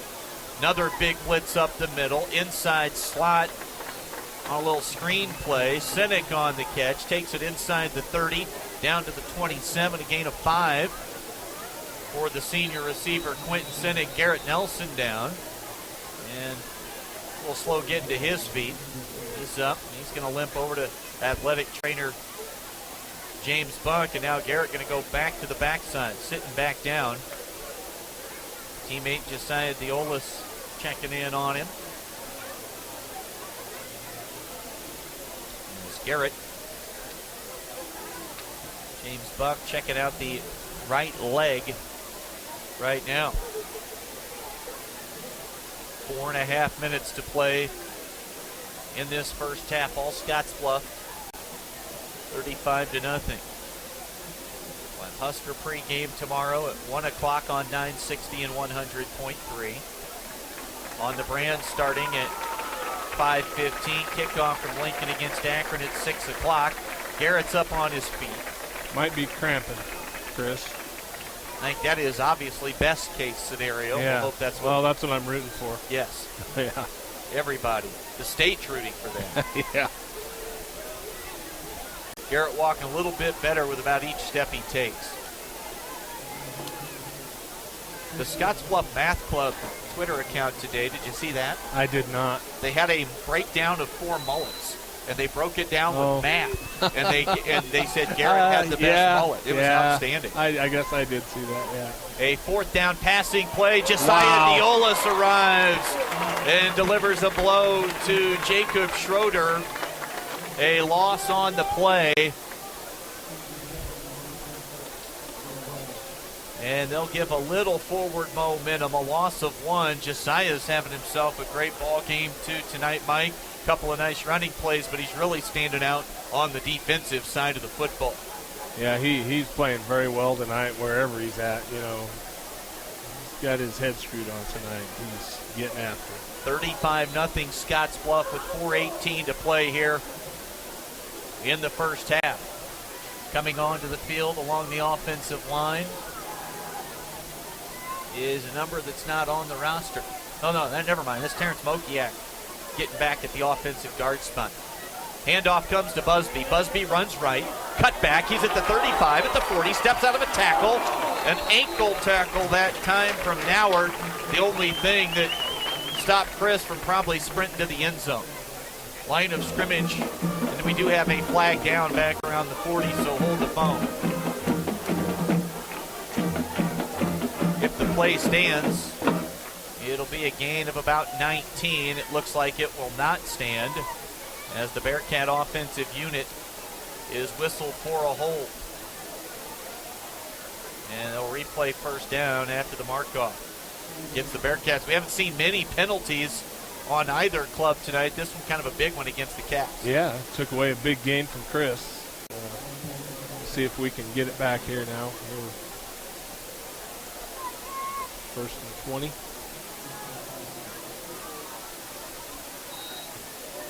So they're going to mark it from about 2 yards into that running play. They're going to call it 1st and 18. 4:02 to play in the half. The clock now runs under 4 minutes to play. Ball middle of the field. Receivers 2 to the left side. They go right back to Busby. Nice stick. First to arrive was Shardlow. Bieber also with a nice form tackle defensively for Hastings. Across the Bearcat 20 to the 22 for a gain of 2 yards. Call it 3 yards for Chris Busby. 2nd and about 15 right now for Scottsbluff. Two receivers, right, ball right hash. Reitschneider, the lone receiver, to the left. Busby to the second level. He's got the sprinter speed. I don't think anyone's going to get it. Midfield 40, high step into the 30. Great effort by Austin Nauert. Had the angle and just enough speed for Chris to not outrun that angle. Under 3 minutes to play. Line of scrimmage was the 22. That is the longest run of the night. So he got 28 to midfield. Then another 36 yards. So a gain of 64 on the play. If my math is correct, I hope so. Because I'm feeding you the numbers, and Mike, your stats last week were really good. Well, I'm just trying to add here. I'm not really good at that, Chris, but big run for Busby, and that puts Chris at 117 on the night.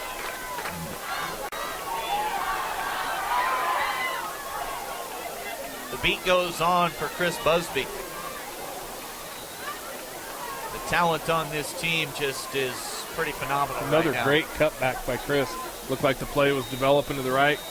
Chris made a hard cut left and outran the pursuit. That was a great angle and tackle by the defender that time.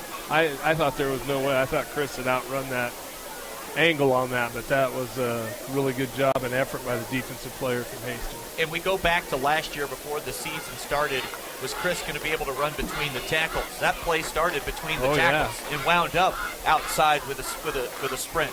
Yeah, and he set the tone early in the game, running between the tackles tonight too, boy. First carry he had, I think he ran over somebody, and he really hit the hole hard, keeping his pad level low, and with that good vision, then you can use your cutback ability and your speed, and Chris has got the whole package going. Sure does. 2:56 to play out of the timeout. Scottsbluff will head to the line of scrimmage. Busby will be at right halfback, or right wing, I should say. The offset fullback, Nelson. Diolas to the left of Harsh in the backfield. South Loop, a winner over Hemingford tonight, 26-0. A rare 0-2 start for the Bobcats and Jordan Haas this season. Hand off Diolas. He runs right. Hard running. Cutback. Sidesteps a defender and then sprints his way into the end zone. Josiah Diolas, a 14-yard TD run with 2:50 to play in the first half. Third different player with a rushing touchdown in the first half. 14-yard TD run for Diolas. And Scottsbluff leads it 41-0 for the time being. Scottsbluff now on to their second extra point kicker on the night. Jacob Huck boots one through. 2:50 to play in the first half. We'll stay right here.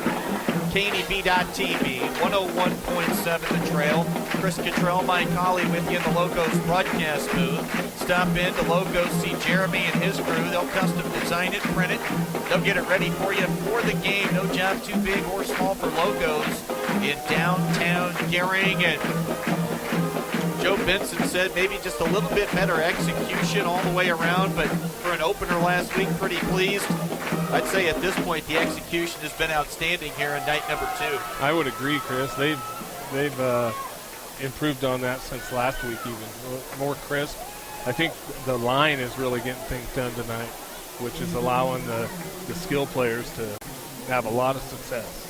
2 minutes and 50 seconds to play in the first half. If things hold, we'll start the second half with a running clock here at Bearcat Stadium. Some scores from the area. Mitchell leads Southeast 34-0. A little bit of a slugfest there. Defensive struggle. Pitcher's duel, if you will. 6-0 Shadron against Alliance. Northwest and McCook now even at 21. You surprised Jeff Gross got things figured out at halftime? I'm not. No, not surprised at all. But obviously, still a ball game there.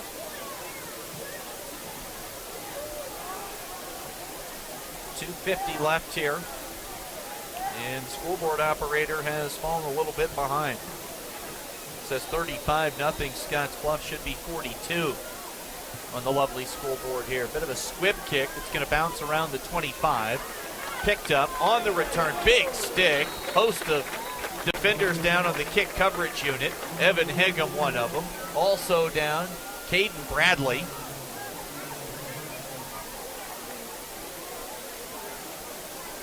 Caden Shoemaker. And Evan Hegum. Great coverage again. Keep them pinned inside the 25-yard line.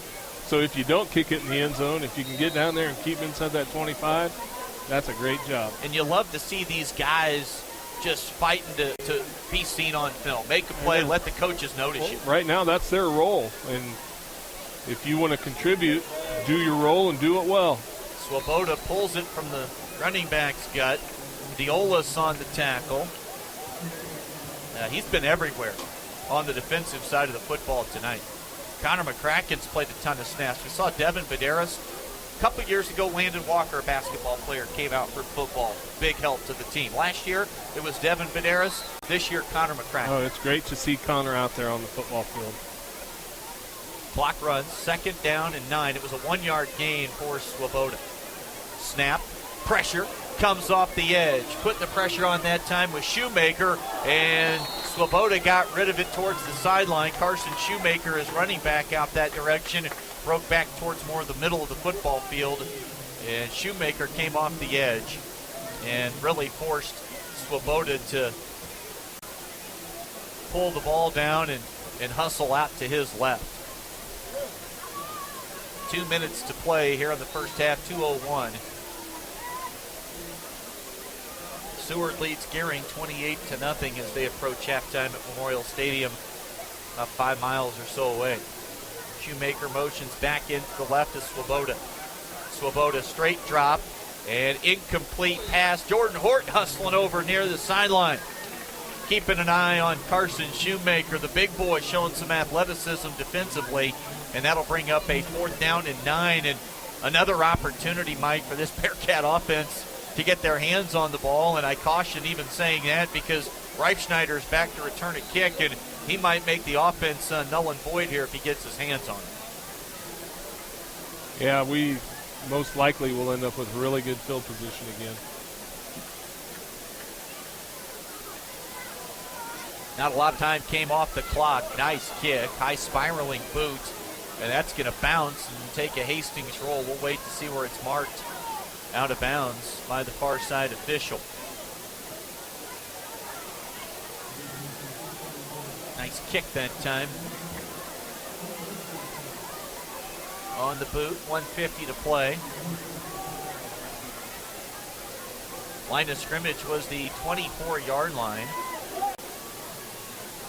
It's about a 50-yard kick. Yeah, that's about as good as could have been done from Hastings on that one. That was a really nice punt, got a really good bounce.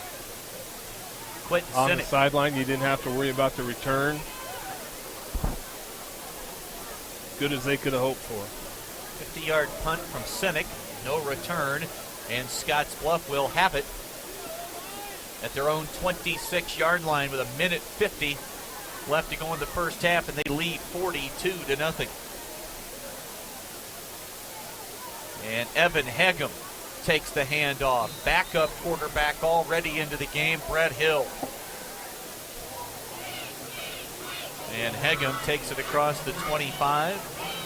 Line of scrimmage, in fact, was the 26. So across the original line of scrimmage, a pickup of 2 for Big Evan Hegum. And I got a feeling he's going to be a player. 6'2", 205, Mike. Yeah, big athletic kid, strong. He got some run last week late. We talked about him plenty late in that 4th quarter. Hill, the quarterback, he's been in holding tonight, so he's seen plenty of action on those extra points. Hill dragged down. First to arrive defensively for Hastings was Jack Shardlow on the stop. Loss of 2 back to the line of scrimmage at the 26-yard line. Brett Hill tackled for a 2-yard loss.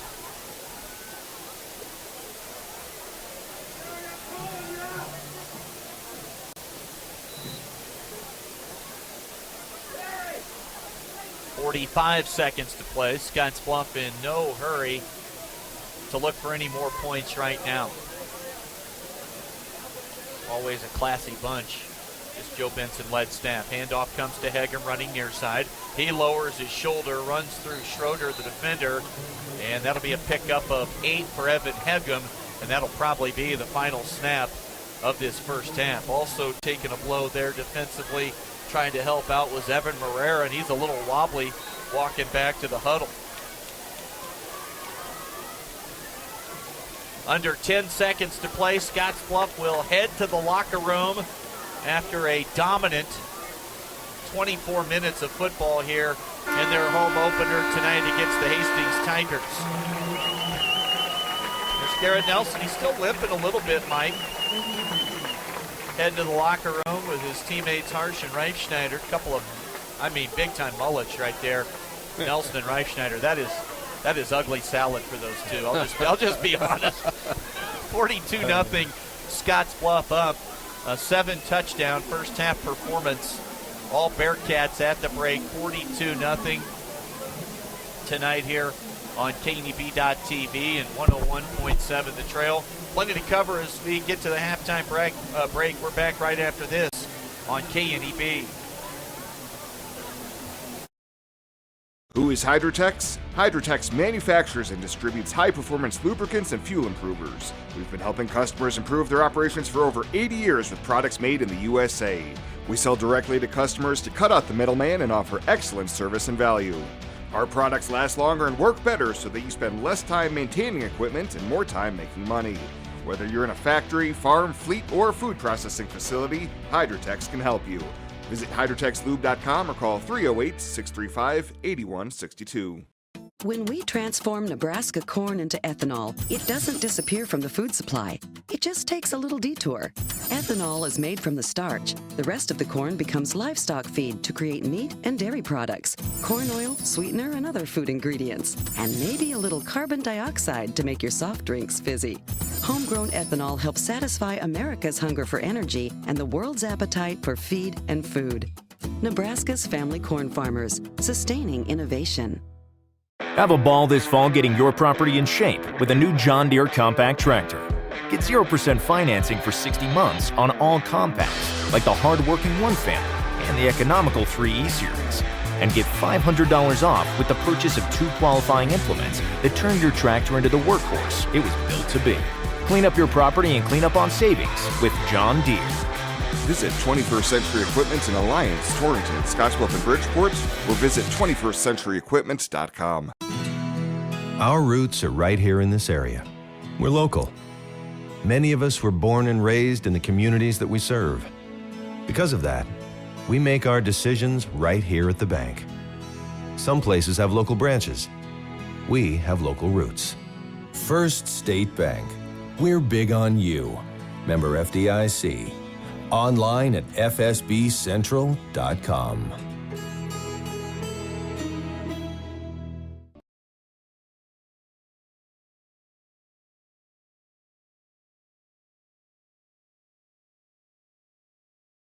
Viewers back in the Hastings area tonight. You're just trying to, as a fan base, survive these first 2 nights. Try and get back home as healthy as you can, because it's pretty dominant right now for the home squad. The Scottsbluff High Bearcats are in high gear once again. They put 41 on the board last week on the road at Class A North Platte. They've got 42 points right now at halftime here tonight against Hastings. At the break, we'll take a look at some of the post-game numbers here in just a few minutes. Run down the scoring recap for you as well. In fact, let's get to that right now. Look at how we got to this point. A 42-0 lead for Scottsbluff at the break over Hastings, and it started early after a 3-and-out defensively for the Cats. First play of the game, Sebastian Harsh, the quarterback, kept it and ran it in from a 60-yard TD run. PAT made it 7-0 with 7:25 to play in the first quarter. Their second possession of the game, Harsh, a 1-yard touchdown run to cap a scoring drive. Caleb Walker made it 2 for 2 on PATs, 14-0 at that point, Scottsbluff. And really, you could see the writing on the wall. Another defensive stop got the Cats the ball back, and Chris Busby, the first of 2 touchdown runs This one from 18 yards. PAT made it 21-0. And then Busby again, an 8-yard TD run with 1:43 to play in the first quarter. At the end of one, 28-0 Scottsbluff. Second quarter, Scottsbluff gets another touchdown with 8:05 to play. Harsh to Reifschneider on a third down passing play. Third and long over the middle. Reifschneider broke loose from a defender and then sprinted to the end zone. Covered 44 yards. The kick good, 35-0 Scottsbluff. And then with 2:50 to play, a great touchdown run and really a great drive for Josiah Diolas offensively. He capped it with a 14-yard scamper. And Jacob Huck kicked the PAT. That made it 42-0. And that's where we stand here at halftime tonight at Bearcat Stadium. The home opener for the Bearcats, and they are just laying it to Hastings, who lost last week 41-0 to McCook. They trail 42-0 here, just 2 quarters in, out west at Bearcat Stadium in Scottsbluff. 42-0 is the score. Scottsbluff leading big here at halftime. We'll come back, look at some scores from around the region and the state, and also get to our Arby's halftime update when we come back right after this on KNEB. Being an Allo customer just got even better. 3 times better, in fact. We've tripled our standard internet speed from 100 to 300 megs at no additional cost to you. This isn't one of those limited time offers that will melt away either. 3 times the streaming, 3 times the gaming, 3 times the uploading, all for the same price. Why? Because we love our customers. Allo, no gimmicks, no limits, no kidding, and still no contracts. Why should you come out to Double L Country Store in Banner County? Because we serve locally raised beef, chicken, and bison, and our hamburger buns, cabbage burgers, and pies are homemade every day. Breakfast is served daily from 8 to 11, with all-you-can-eat pancakes on Saturday. Or join us Friday nights for Burger Fest. Choose from 6 specialty burgers or build your own. And for dessert, make sure you save room for one of our homemade milkshakes. We are worth the drive here at Double L Country Store on Highway 71, just 10 minutes south of the Wildcats. Hydrotex Lubrication is an industry leader in high-performance agriculture motor oils, greases, and fuel improvers. Hydrotex's main priorities are to provide the best product and the most efficient and reliable service to fit the customer's application needs. With over 300 products, Hydrotex provides unique solutions and products to ensure they keep the Hydrotex promise, to provide superior solutions tailored to each customer. For more information on how Hydrotex can help with you, call Phil and Brandon at 308-635-8162. What are you waiting for? A 6-year limited powertrain warranty? Savings on performance-matched implements? 0% APR financing for up to 5 years? Head down to your local Kubota dealer before September 30th and take advantage of this incredible offer on the BX Series, America's best-selling subcompact tractor. Kubota. This is what we do. Come into Sandberg Implement, your local Kubota dealer. Your local Kubota dealer is Sandberg Implement in Gering.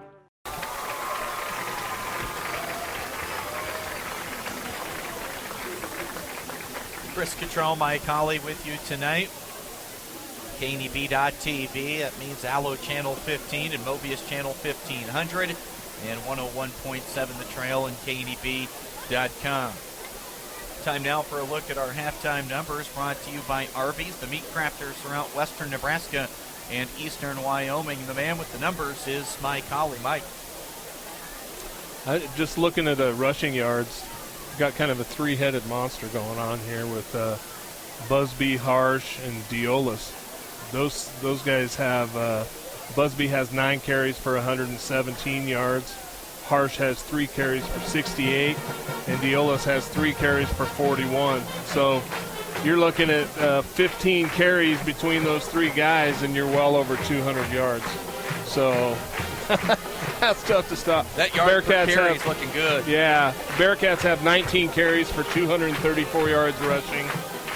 And then Sebastian is 3 for 5 passing for 82 yards. So total yards for the Bearcats in the first half at 316.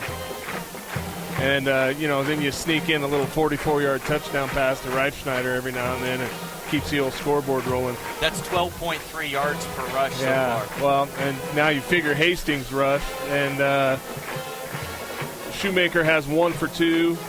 Widener has 6 for 28, and Swoboda has 7 for -1. His sacks are included in that, of course, but they've got 14 carries for 29 yards. And then Swoboda has been chucking it a lot. He's had 20 pass attempts in the first half. He's 11 for 20 for 79 yards. Receiving for Hastings, Sinek has 4 for 40, Shoemaker 2 for 23, and Schrader has 5 catches but only 10 yards. You know, Swoboda is going to sneak up on some future opponents who look at scores and say, oh, this Hastings team, they've been drilled twice. He can throw it. He's got a nice ball. Some of these receivers can make some plays.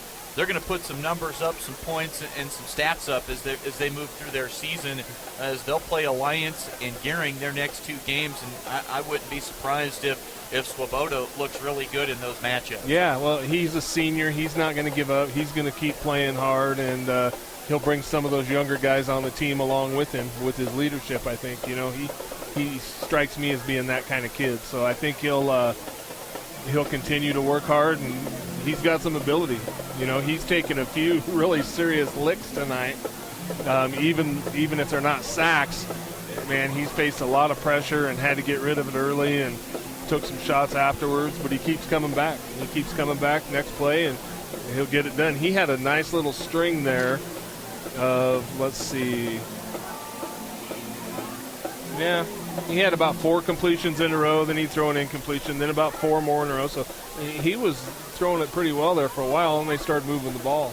And the line had time to do it. Receivers were catching the ball. So if everybody on their team does their job, you know, they got the opportunity to move the ball.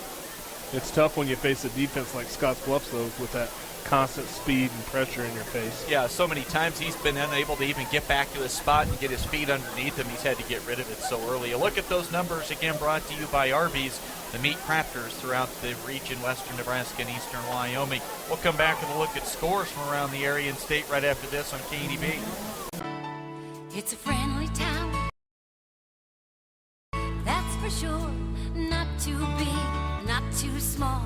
Seems like everybody knows your name. We stick together through thick and thin. That's the way it's always been. 'Cause where we live is still our claim to fame. We love this town, this grand old town. There's not another town like this around. We've got it all right here in our own backyard. We love this town. We love this town.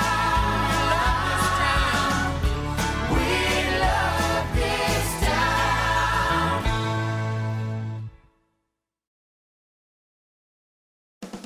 Buyers Realty has been helping people in the community find their dream home since 1994.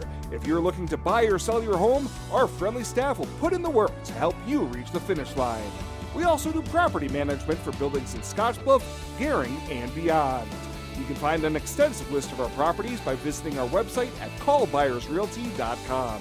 Or you can visit our Scottsbluff offices on Avenue B, right next to Bumper to Bumper. Panhandle's best, Buyers Realty. Community strong, community proud, we have what you're looking for. Regional West is one of 3 Level 2 trauma centers in Nebraska. We have all the resources here 24 hours a day to address any traumatic injury.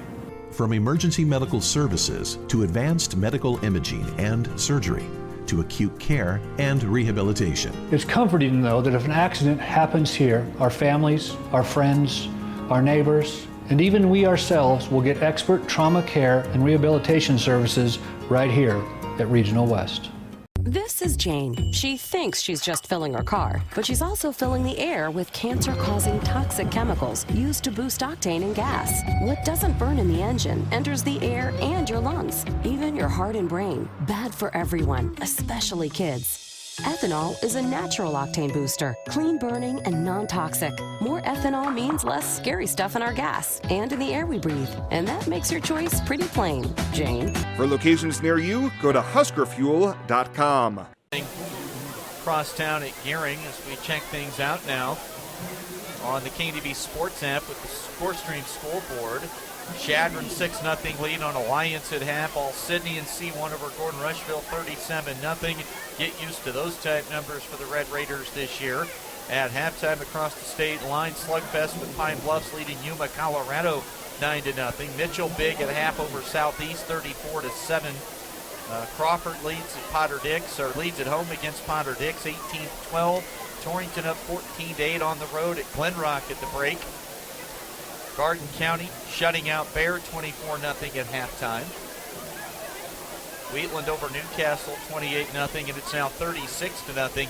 Seward on top of Guerin, at least according to the ScoreStream scoreboard on the KDB Sports app. We'll get to our second half in just a moment. Scottsbluff leads 42-0 here at the break. We're back right after this on KDB.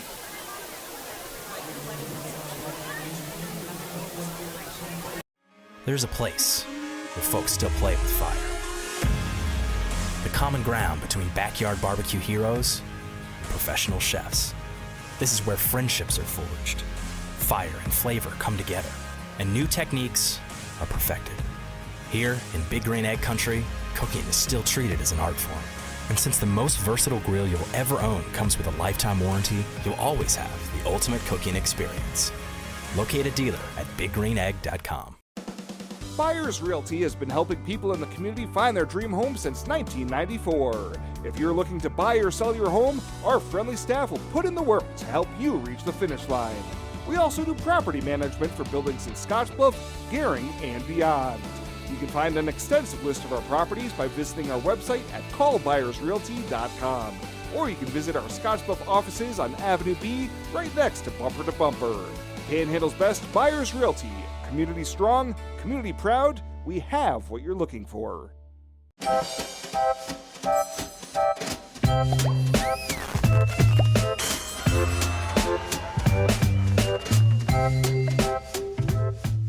Stack up on some great savings with State Farm agent Kerr Heilbrun from Gearing, Nebraska. Kerr Heilbrun can help you save hundreds by adding your renter's policy to your auto insurance. Think of it as insurance with the cherry on top. Get to a better state. Call Kerr Heilbrun today. Regional West is one of 3 Level 2 trauma centers in Nebraska. We have all the resources here 24 hours a day to address any traumatic injury. From emergency medical services to advanced medical imaging and surgery to acute care and rehabilitation. It's comforting to know that if an accident happens here, our families, our friends, our neighbors, and even we ourselves will get expert trauma care and rehabilitation services right here at Regional West.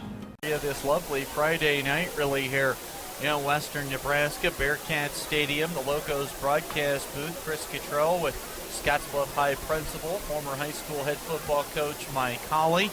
And Mike, it's a runaway freight train at this point. 2 games into the season, Scottsbluff had all the hype coming in, and so far they've lived up to the billing. Yeah, they have. They've executed really well tonight, both sides of the ball.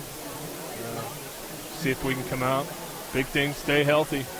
Looks like, I don't know, I see Garrett standing on the bench over here. I don't know if they're going to take a chance with him second half where it's 42-point lead, but I guess we'll see. We saw subs on the offensive side on that final drive of the first half, and the entire offensive unit.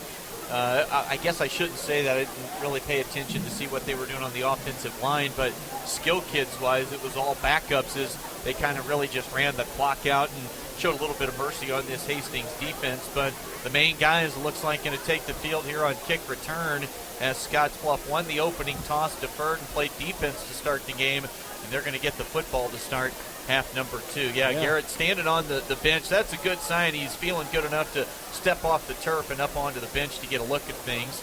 Talking with Sebastian Harsh. Their visit with trainer James Buck. Yeah, the kick return team hasn't got to have an opportunity yet tonight, so they'll get out and see if they can execute one here. Yeah, we've seen a backup extra point kicker before we've seen the kick return team so far tonight. 42-0, all Scottsbluff in this one. And we're going to have a running clock here to start this second half as well, with the Bearcats in full domination mode right now. Kickoff comes to Jacob Krull, left side. No, that's Reifschneider, 32. Well, I tell you, he is a tough cookie.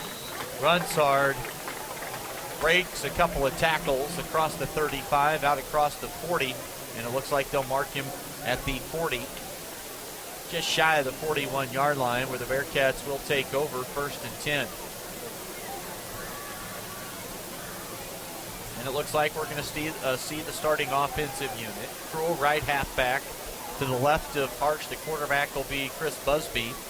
Diolis in the ball game now at that offset fullback. It looks like Nelson's night's done, at least on the offensive side right now. Helmet off, standing on the bench. 1st and 10. Short snap goes to Diolis. Tackle going to be made by Ivan Bieber. He's been one of the more active defenders tonight for the Hastings Tigers. Diolis falls to the 45-yard line. Give him 4, and that'll bring up 2nd down and 6.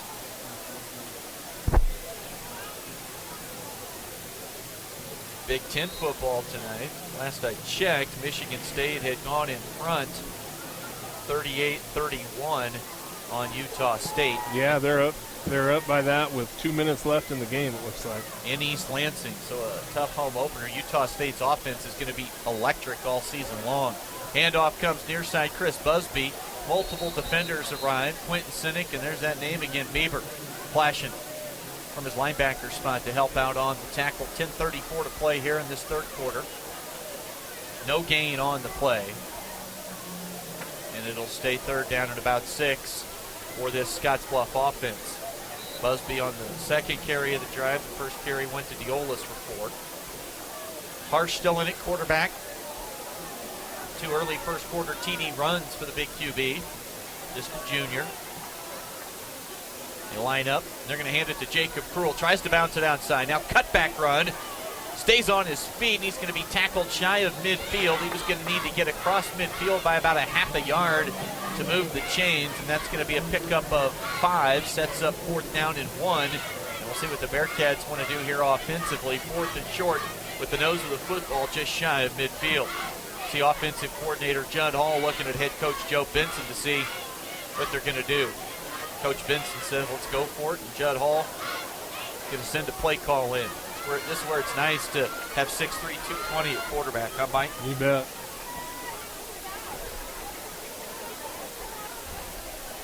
Diolis goes 205 in the backfield as well. Busby 175. They're going to snap it to Diolis. He's got the 1st and a little bit more. Still on his feet. They'll bring him down at the Hastings 45. That'll be a gain of about 6 for Diolis to move the chains, and that'll make it 1st and 10 for the Scottsbluff offensive unit.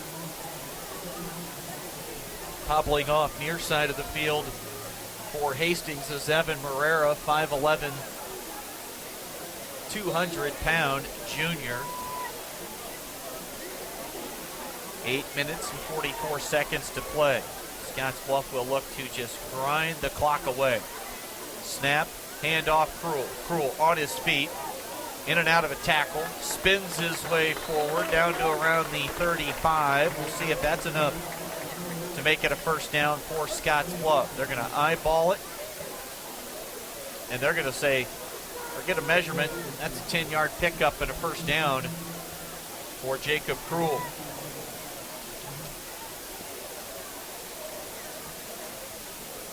Cook a winner 35-21 tonight against Northwest. So those good vibes at halftime for Northwest, up 2 scores. They disappeared in a hurry. McCook 28 unanswered in the 2nd half. Busby takes the ball from Harsh, and Busby shows off his toughness, still on his feet. Took about 3 defenders to finally bring him down. Bieber, Sinek, and also there defensively, Grant Beard on the stop. Clock continues to run with 7 minutes and 35 seconds to play in this 3rd quarter.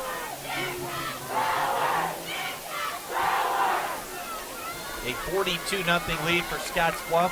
That was the score at halftime here tonight. Krull lines up at halfback right side. Harsh, the quarterback, with Busby to his left. Delzer tight end right side. They're going to fake the handoff, and this is going to be an easy little jaunt to the end zone.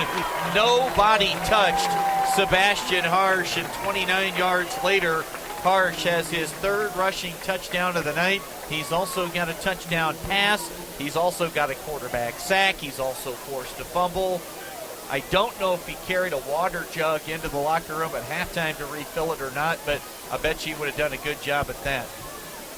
That gets him up to 97 yards on the night. 4 carries, 97 yards, and 3 touchdowns. That's pretty dominant. He's a heck of a player. Remember I made that comment back in the first quarter, Chris? I said that's the only run he's had so far where he hasn't had a touchdown. That's still the only run he's had where he hasn't had a touchdown. PAT no good, and it's 48-0 Scottsbluff on the West Coast scoreboard. Being an Allo customer just got even better. 3 times better, in fact. We've tripled our standard internet speed from 100 to 300 megs at no additional cost to you. This isn't one of those limited time offers that will melt away either. 3 times the streaming, 3 times the gaming, 3 times the uploading, all for the same price. Why? Because we love our customers. Allo, no gimmicks, no limits, no kidding, and still no contracts. It is never too early to start planning for retirement, and working with an experienced financial advisor can put you on the right path. At Platte Valley Investment Center, our team of financial advisors will work with you every step of the way to maximize your retirement income. Call me, Jody Rosiska, or Rick Morehouse, financial advisors, to set up your free, no-obligation consultation. Raymond James Financial Services Incorporated, member FINRA SIPC. Life well planned.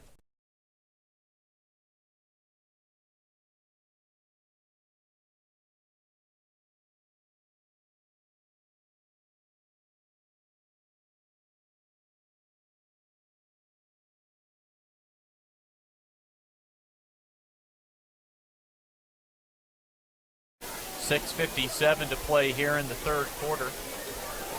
And we're going to start to see some backups at a bunch of different positions all over the field right now. We'll try to get those set for you. Kevin Price will line up at a corner left side. Connor McCracken's played some corner tonight, moves to a safety spot. Caden Bradley on the right side corner. Shoemaker in at an outside linebacker position. They're going to throw it out to Carson Shoemaker, makes one man miss. Shoemaker scampers out across the 25, across the 30 to the 31, a gain of 12, and a chain-moving first down play for the Hastings Tigers. 48-0 Scottsbluff here in the third quarter. We'll have that running clock throughout the rest of this game.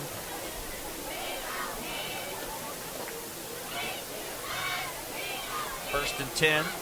Swoboda continues to stay in at quarterback. 2 receivers to the right, same number to the left. Shoemaker in motion left to right. They hand it to Widener. Widener to the secondary. He's loose. Far sideline, pushed out of bounds as he crossed midfield. They'll mark him at the 49, a gain of 19 for Zaid Widener.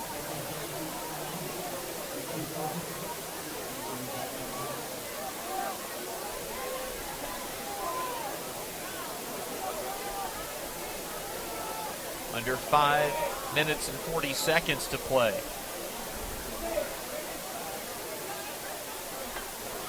They will throw it to Shoemaker. Slips a tackle, slips another. Again, a lot of backups on the field right now. Tackle made by Isaiah Mendoza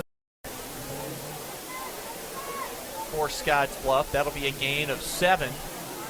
Swoboda to Shoemaker. 2 receivers right. Hastings hustling to the line of scrimmage.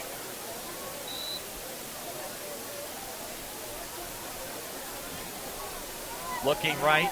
They'll throw it over the middle. Nordby on the catch. Settled in a nice little spot, soft spot in the defensive setup there for Scottsbluff. Kevin Price in on the stop defensively for the Bearcats. Nordby moves the chains from the 42 down to the 25, a pickup of 17 yards.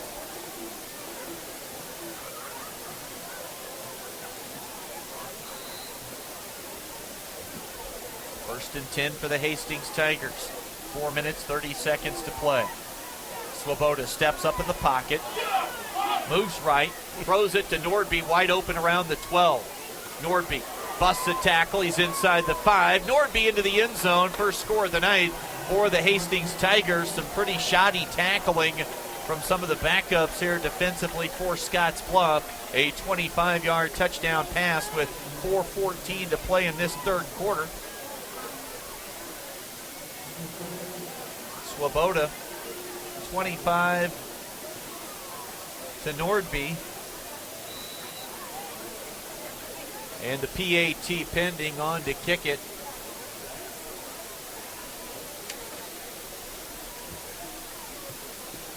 And the kick will get between the uprights. And it's 48-7 with 4:14 to play in the third quarter. Scottsbluff continues to lead big on the West Coast scoreboard. Who is Hydrotex? Hydrotex manufactures and distributes high-performance. Have a ball this fall getting your property in shape with a new John Deere compact tractor. Get 0% financing for 60 months on all compacts, like the hard-working 1 family and the economical 3E series. And get $500 off with the purchase of 2 qualifying implements that turn your tractor into the workhorse it was built to be. Clean up your property and clean up on savings with John Deere. Visit 21st Century Equipment in Alliance, Torrington, Scottsbluff, and Bridgeport, or visit 21stcenturyequipment.com.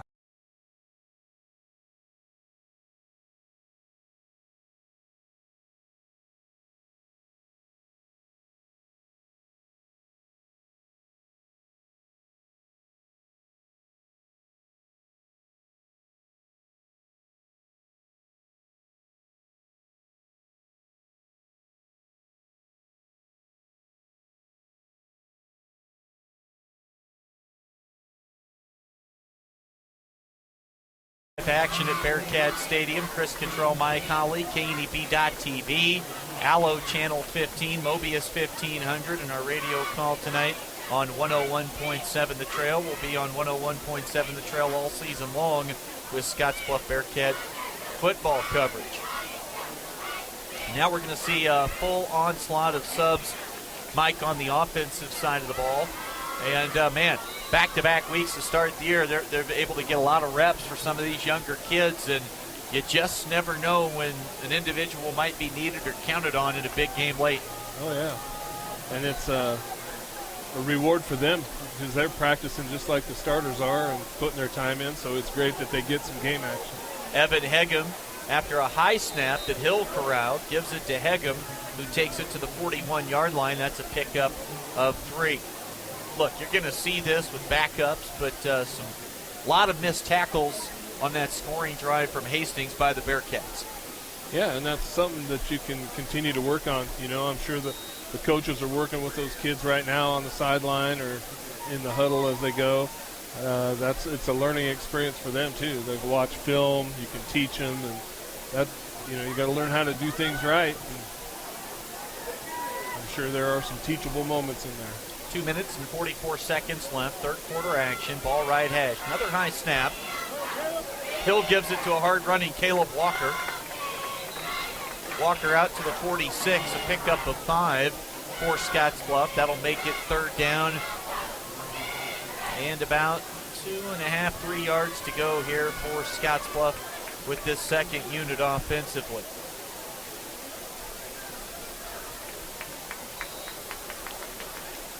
Trayton Travnicek along the offensive line, it looks like. Also seeing Brian Galindo. At tight end right side is Caden Shoemaker.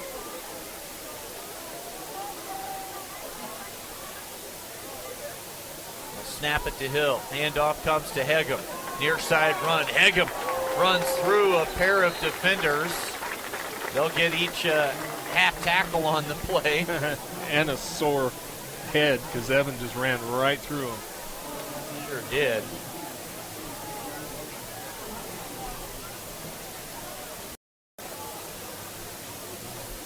Gain of 9 on the play there for Evan Hegem. Chain moving run to the 45-yard line of Hastings. Already coming up on 1 minute to play in this third quarter. Hill, the quarterback, short snap. Direct snap to the fullback. And we'll have to wait till this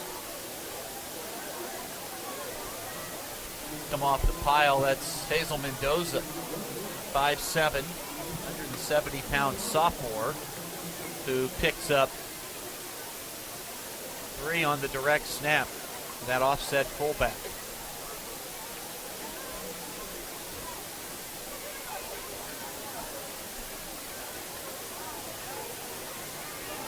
.30 seconds to play in the third quarter. Walker, wing right, Mendoza. They're going to hand it to Caleb Walker, and jailbreak along that defensive line.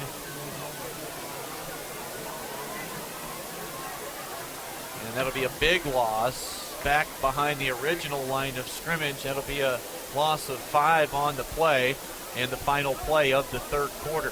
It'll be 3rd down and 11 for Scottsbluff when we come back with the start of the final stanza here tonight.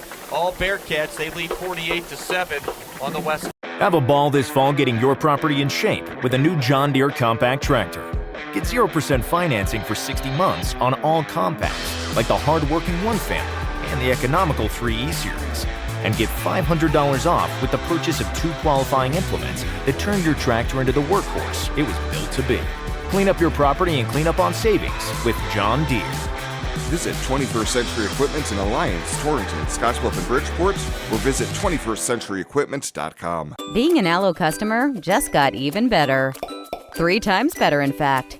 We've tripled our standard internet speed from 100 to 300 megs at no additional cost to you. This isn't one of those limited time offers that will melt away either. 3 times the streaming, 3 times the gaming, 3 times the uploading, all for the same price.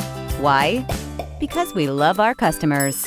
Allo, no gimmicks, no limits, no kidding, and still no contracts.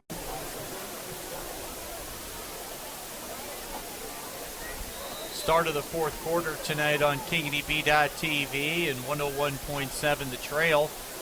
Up looking at a 3rd down and 11, another high snap.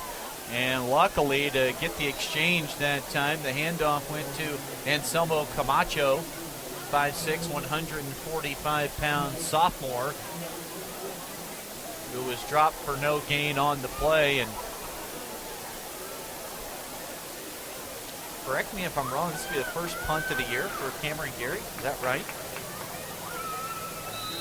I think he had one last week. One last week? Maybe. 11 minutes and 25 seconds to play here in the game. We're going to set up shop just shy of his, just across his own 40-yard line.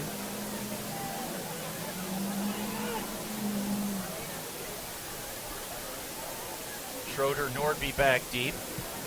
Gary Endover in kick. He's going to punt it away from any of the return men. Nice punt down inside the 20. Looks like they'll mark it around the 12-yard line.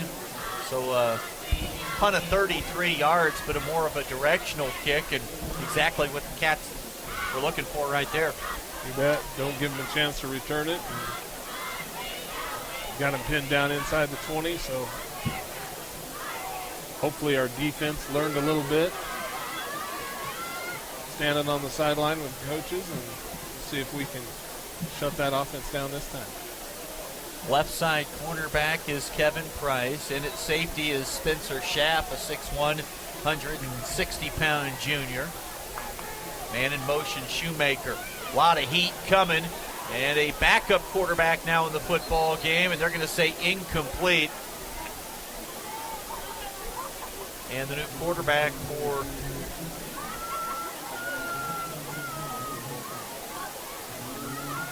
Hastings. Well, I don't see that the numbers were cut off on this roster, and there isn't a number 4. I'm going to say that is Jarrett Sinek, a sophomore. He's listed as a quarterback, 5'11", 180. Jarrett Sinek in at quarterback right now for the Tigers. Two receivers out to each side. Shoemaker motions to the right of the quarterback, Sinek. Well put together, young kid. Hand off to Shoemaker.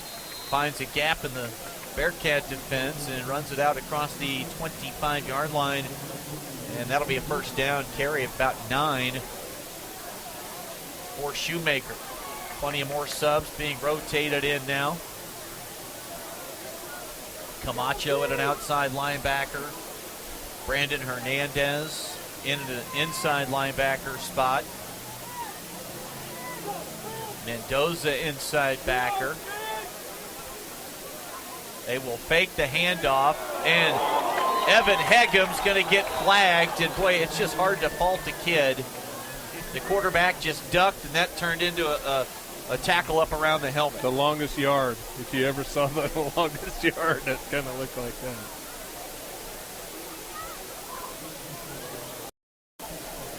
Hegem can play a Great little pressure. bit. Yeah.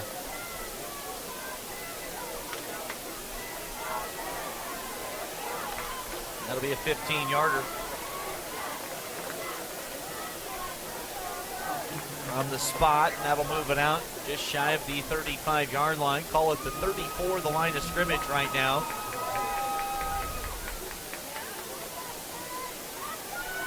And it'll be first down and 1. Not an automatic, but a spot foul.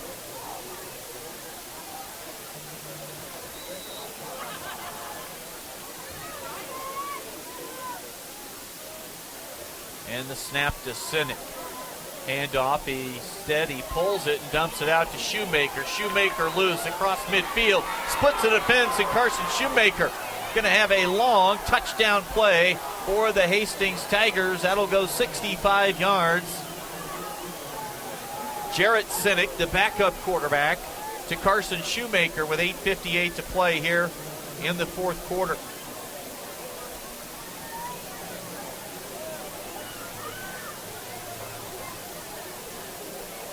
Shoemaker's got some jets on him, doesn't he? Yeah, he does. He made some nice moves there, too, to avoid the defense, and then showed he has a little speed. 8:58 to play. Hastings has scored the last 2 touchdowns in this game. Kick is up and good. And with 8:58 to play, it's 48-14. Scottsbluff still big on the West Coast scoreboard.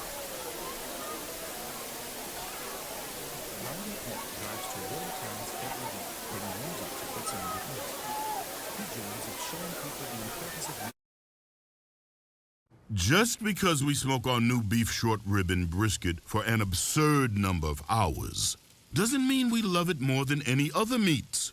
It just means you probably will. Arby's, we have the meats. It's a friendly town, that's for sure. Not too big, not too small.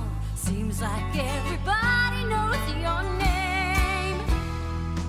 We stick together through thick and thin. That's the way it's always been. 'Cause where we live is still our claim to fame. We love this town, this grand old town. There's not another town like this around. We got it all right here in our own backyard. We love this town. We love this town. We love this town.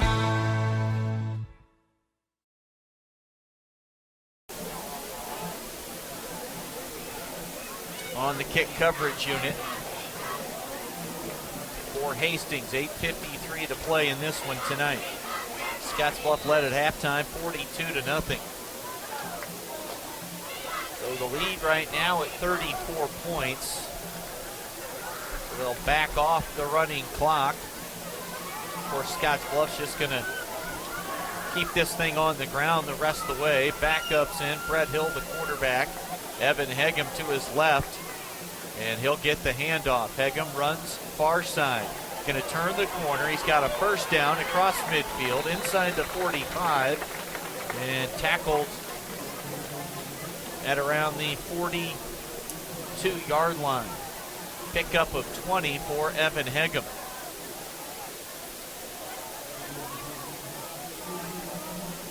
That moves the chains, and Scottsbluff into Hastings territory here, coming up on the halfway point of the fourth quarter.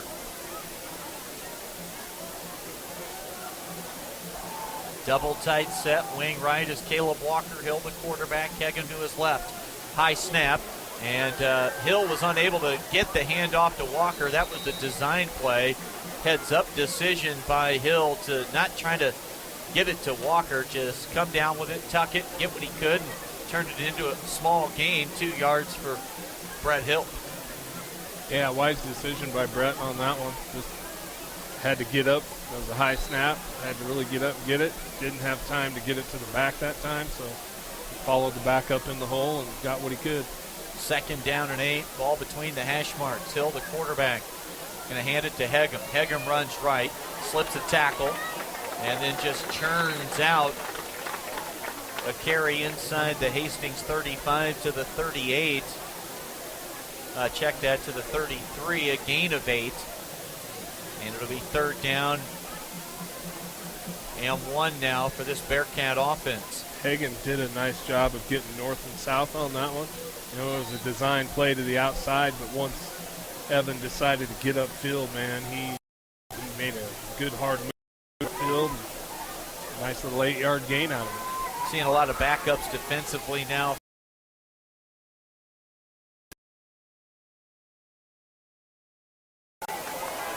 Looks the better unit right now. Backups on backups. Hill. Handoff. Near side run. That was Calvin Fleming, a 6-foot, 140-pound junior. More subs coming on. Blake Wilson sees the field. Caden Bradley enters the offensive huddle. It'll be 4th down and 1. No gain on the carry. That time for Fleming. Under 7 minutes to play in the football game. Scottsbluff will be 2-0 when this thing wraps up. Snap. Hegum's going to get it. Hegum falls forward. Good job of knowing what he needed to get there, Mike. Didn't try to do too much. Once he hit the line of scrimmage, he just used that big frame of his and dove forward and got the first down. So between Hill and Hegum, not only do they look like solid players, but both pretty heady. Oh, yeah. Looks like they understand the game well. 6 minutes, 38 seconds left as now they wind the clock, and we are rolling once again.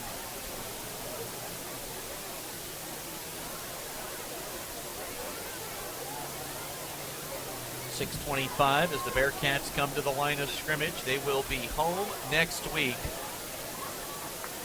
to take on Northwest, a team that led tonight at halftime 21-7 against McCook and wound up getting beat 35-21. Bison rolled up 28 unanswered on the Vikings in half number 2. 4 snap that time, and Hill falls on the football, but that'll be a loss of about 5. Now 2nd and 15 for this Bearcat backup offense. It's always interesting, Mike, when Northwest and Scottsbluff get together, such polar opposites as far as offensive styles. And we've seen Northwest with that huge win a few years back with Johnston and Mason in the backfield, and their big quarterback just kept slamming it forward,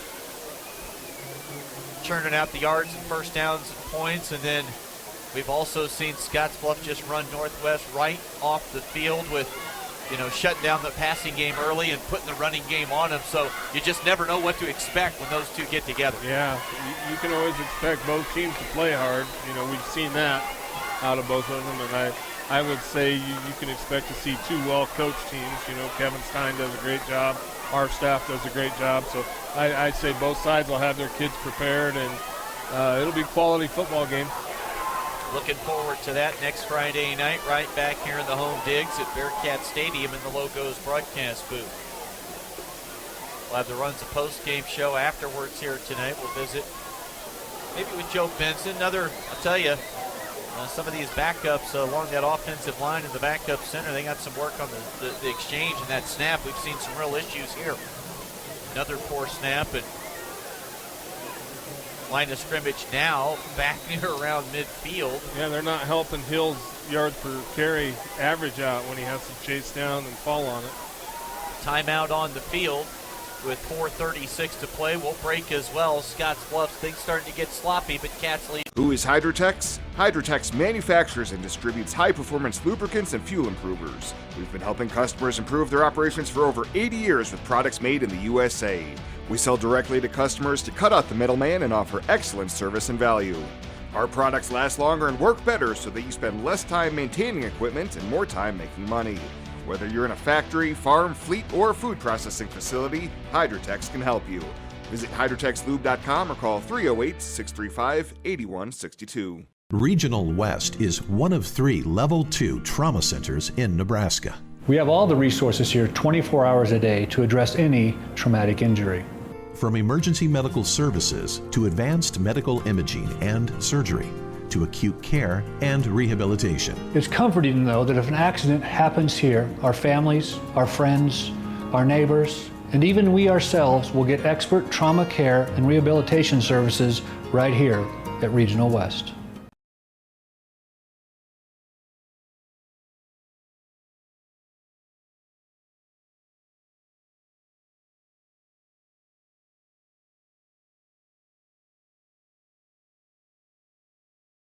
Got it inside the 10, down to the 9-yard line.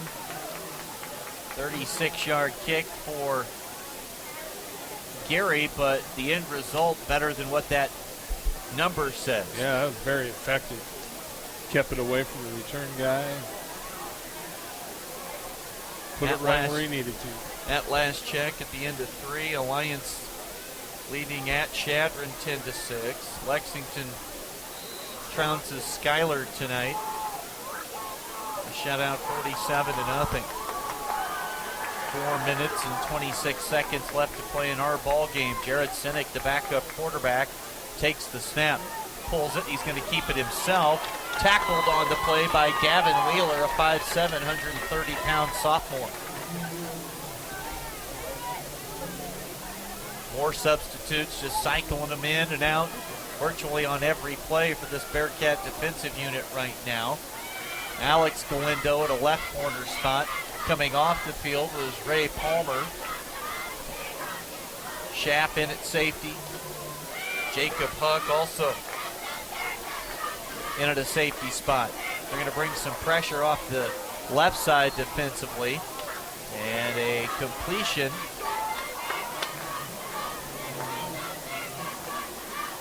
as Sinek hit Isaac Hunsley. And that'll be a gain of about 5 and brings up 3rd and 5. Snap to Sinek. We've got a flag down. Pass is incomplete. Schaff there on the coverage.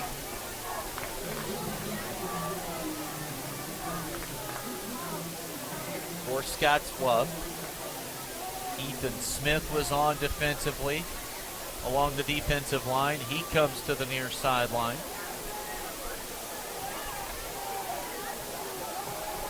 Flag against Hastings. Scottsbluff declines. It's 4th down and 5 on the down marker on the far side of the field. Charlie Shoemaker's bunch can get out of here fairly healthy. We're going to have back-to-back winnable games. Sinek breaks contain, lofts one down the near side. The intended receiver that time was Landon Jacobus, a 5'9" sophomore tight end. Got behind the furthest defensive back that time, and Sinek stepped up away from some heat and showed a strong arm and overshot the intended man. And they go for it on 4th down, and Scottsbluff now will send some backups out. It'll be Brett Hill still at quarterback.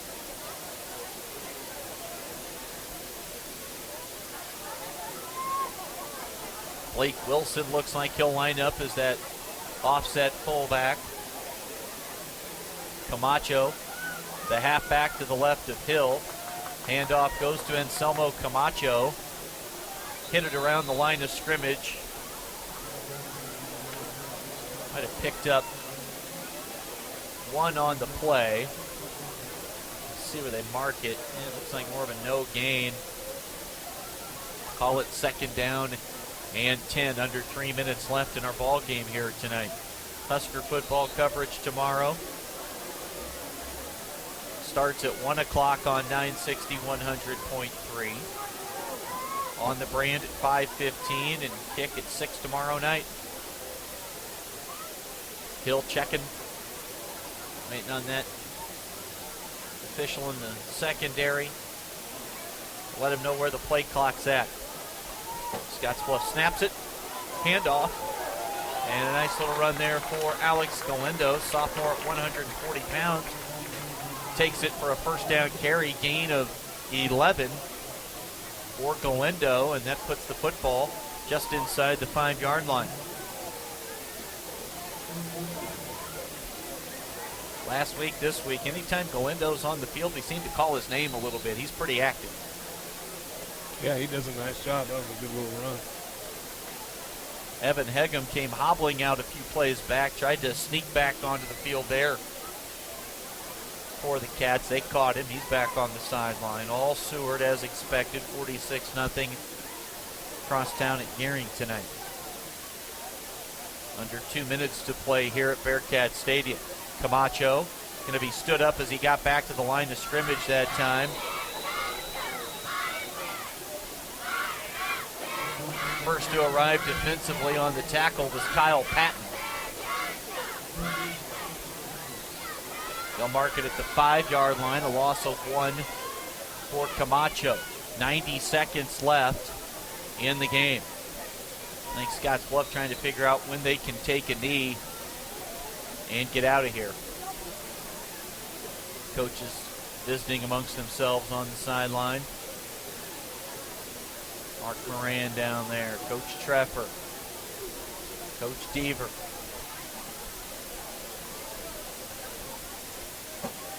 Hill.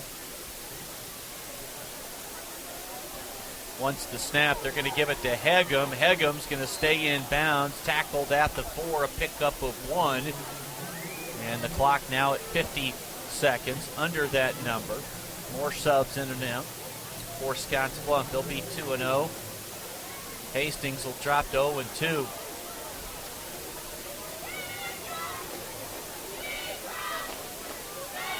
Three seconds. And we'll see Scottsbluff, I would assume, take a knee right here on what should be the final snap of the football game. And Hill takes the knee, and that'll do it for action here tonight. Joe Benson will head out to shake Charlie Shoemaker's hand. Hope Hastings has a safe trip home, and their fans have traveled out west, and best of luck to the Tigers the rest of the way this year. Scottsbluff, an impressive showing here tonight. They led 42-0 at halftime, a dominant performance with all the starters tonight. They win 48-14. We'll get to the Runs of Postgame show when we come back after this on KNEB. Buyers Realty has been helping people in the community find their dream home since 1994. If you're looking to buy or sell your home, our friendly staff will put in the work to help you reach the finish line. We also do property management for buildings in Scottsbluff, Gearing, and beyond. You can find an extensive list of our properties by visiting our website at callbuyersrealty.com. Or you can visit our Scottsbluff offices on Avenue B, right next to Bumper to Bumper. Panhandle's best, Buyers Realty. Community strong, community proud, we have what you're looking for. Regional West is one of 3 Level 2 trauma centers in Nebraska. We have all the resources here 24 hours a day to address any traumatic injury. From emergency medical services to advanced medical imaging and surgery to acute care and rehabilitation. It's comforting to know that if an accident happens here, our families, our friends, our neighbors, and even we ourselves will get expert trauma care and rehabilitation services right here at Regional West. Where can you find gifts for everyone? TC and More. That's where. Come in and look at what you've been missing. Gifts for the ladies. Gifts to remember. The gift of light. Gifts for your home. Gifts for the kids. Gifts for the Husker fan. For the perfect gift, stop in and visit TC and More, downtown Scottsbluff. And remember, TC and More still has all of your children's educational materials. Who is Hydrotex? Hydrotex manufactures and distributes high-performance lubricants and fuel improvers. We've been helping customers improve their operations for over 80 years with products made in the USA. We sell directly to customers to cut out the middleman and offer excellent service and value. Our products last longer and work better so that you spend less time maintaining equipment and more time making money. Whether you're in a factory, farm, fleet, or food processing facility, Hydrotex can help you. Visit hydrotexlube.com or call 308-635-8162. Compliments for you and your home has got the latest decor. Come in today and see what you can create. Start with great home decor from Uttermost. Lamps, chairs, and vases for any taste.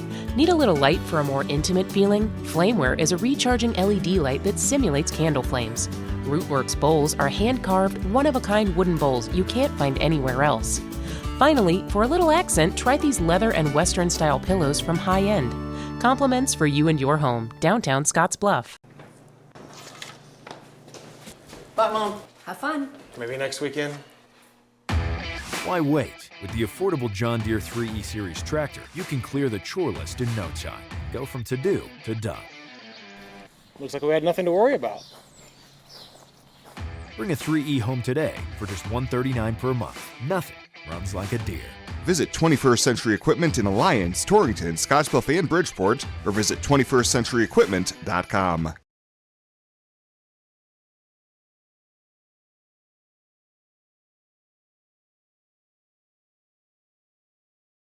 With a look at the post-game numbers, it started early and then often for the Cats. 4 touchdowns in the first quarter. Sebastian Arsch accounted for 2 of those. A 60-yard touchdown run on the first play from scrimmage. He came back with a 1-yard TD run.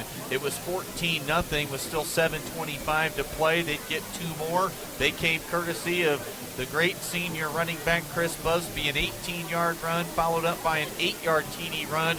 All 4 PATs were good. End of first, 28-0, and this one was already in the books for the most part. Harsh to Reifschneider, a 44-yard touchdown pass with 8:05 to play in the second quarter. Kick made it 35-0, and then 2 minutes 50 seconds before halftime, Josiah Diolis, a 14-yard touchdown run. The PAT from Jacob Huck made it 42-zip, and we had us a running clock to start half number 2. All Bearcats at the locker room. Harsh, a 29-yard touchdown run in the third quarter with 7:04 to play. Kick no good, 48-0 at that point. For Hastings then in the fourth quarter, couple of touchdowns. Swoboda, late third. Swoboda, a 25-yard strike to Nordby. That made it 48-7 with the PAT. And then with 8:58 to play in the game, Jared Sinek, a 65-yard touchdown pass to Carson Shoemaker. That kick was good. It was 48-14. That's how things finished up here tonight. That's a look at the scoring recap for tonight's action. 48-14. We'll get to some post-game coaches' comments here in just a few minutes when the Runs of Post-Game show continue. Logos in Gearing is the place to get all of your school spirit gear, personalized gifts, and promotional items for your business and employees and banners for any special event. Logos is also the only place to stop for custom screen printing or embroidery. You can even design it yourself on their interactive website. Stop into Logos today. They'll design it, print it, and have it to you in no time. There's no job too big or small for Logos. That's Logos in Gearing. Have a ball this fall getting your property in shape with a new John Deere compact tractor. Get 0% financing for 60 months on all compacts, like the hard-working 1 family and the economical 3E series. And get $500 off with the purchase of 2 qualifying implements that turn your tractor into the workhorse it was built to be. Clean up your property and clean up on savings with John Deere. Visit 21st Century Equipment in Alliance, Torrington, Scottsbluff, and Bridgeport, or visit 21stcenturyequipment.com.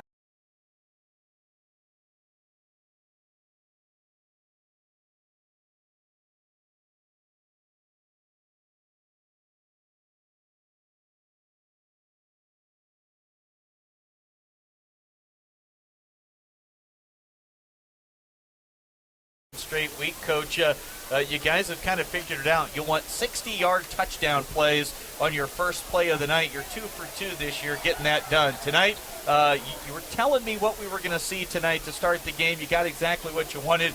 Sebastian pulled it, clean sailing 60 yards. Yeah, and that's kind of a credit to how well our kids performed last week in that formation, and then what our kids were able to do last year against Hastings in that formation. We saw some things on film that we thought we could attack and expose in that formation with the personnel that we have, and we got the look we wanted, and the kids executed the game plan perfectly. You know, the result last week was exactly what you wanted. Same thing tonight, but yourself, Coach Benson, said maybe a little bit better execution in some spots. How'd you feel overall about week 1 to week 2 improvements with what you wanted to see?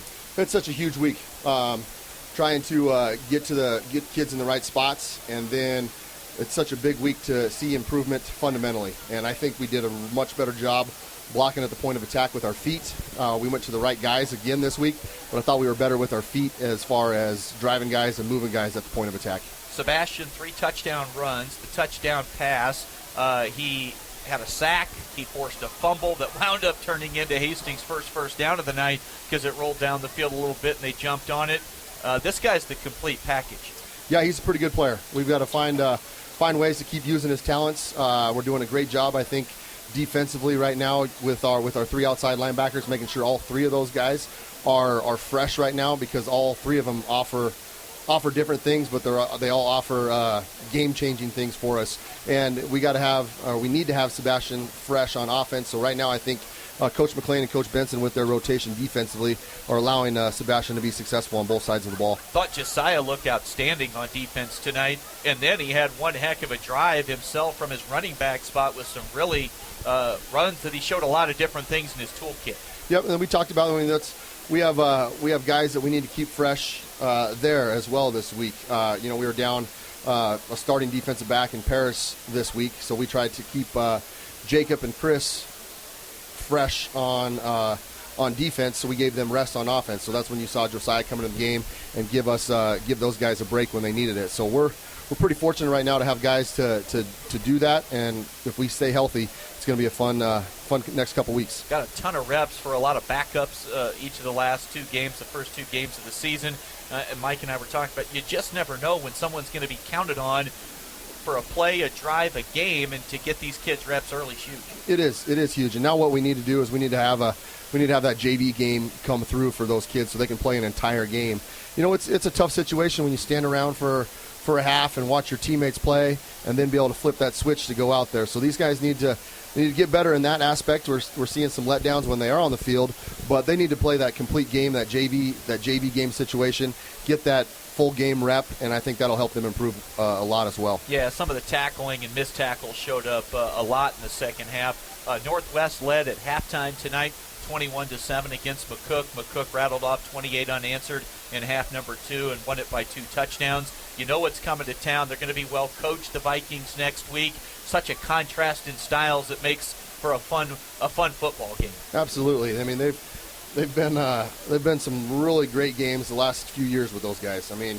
They're, like you said, they're well coached. They execute their game plan offensively and defensively really well. So we need a great week of preparation to try and slow them down and stay where we want to be. Coach Benson called it one of the better season openers the team had played in his tenure last week. 2 weeks in, from your perspective, where are you guys at with where you think you can get to?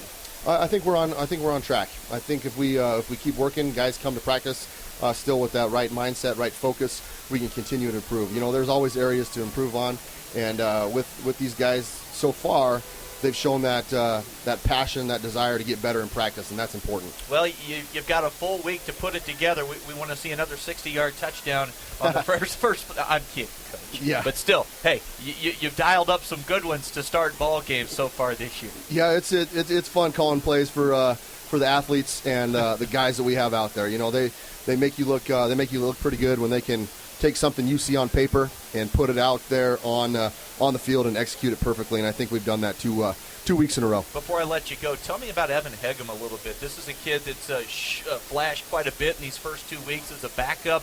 Young kid. He's huge. He runs hard. He runs downhill. He looks like a going to be a really good one. He looks like a pretty smart player too. Yep, he is, and he's going to continue to get better. Where I've noticed him the most right now is he's on all of our special teams. And if you notice, he's a guy making a lot of plays on that kickoff team. Last week he was the guy that forced the fumble on that kickoff team after he broke up the wedge. Tonight you could see him taking the right side of the block and getting into position to make plays. So he's going to be a guy that continues to develop, and he's going to be a guy that can add some depth to a number of positions as we move forward, I think. Mike mentioned this also early. Chris set the tone with lowering his shoulder pads on one of those early touchdown drives down inside the 10-yard line. Keegan on his punt return down here on the far side really sought out some contact to finish the play. That's just really sort of the mindset and the mentality and the attitude a lot of your kids have.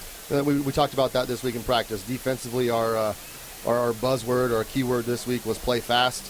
Offensively, our mindset or our buzzword was play tough. So we're going to continue to talk to our kids about that, and so far they're buying into what we're doing. Coach, appreciate the time coming up again, week number 2. You guys are just off to a great start. Congratulations on the win. Enjoy the rest of your weekend, and we'll see how things turn out next week. Thank you. Appreciate it. You bet. We'll come back with more. Take a look at. Just because we smoke our new beef short rib and brisket for an absurd number of hours doesn't mean we love it more than any other meats. It just means you probably will. Arby's, we have the meats. Buyers Realty has been helping people in the community find their dream home since 1994. If you're looking to buy or sell your home, our friendly staff will put in the work to help you reach the finish line. We also do property management for buildings in Scottsbluff, Gering, and beyond. You can find an extensive list of our properties by visiting our website at callbuyersrealty.com. Or you can visit our Scottsbluff offices on Avenue B, right next to Bumper to Bumper. Panhandle's best, Buyers Realty. Community strong, community proud, we have what you're looking for.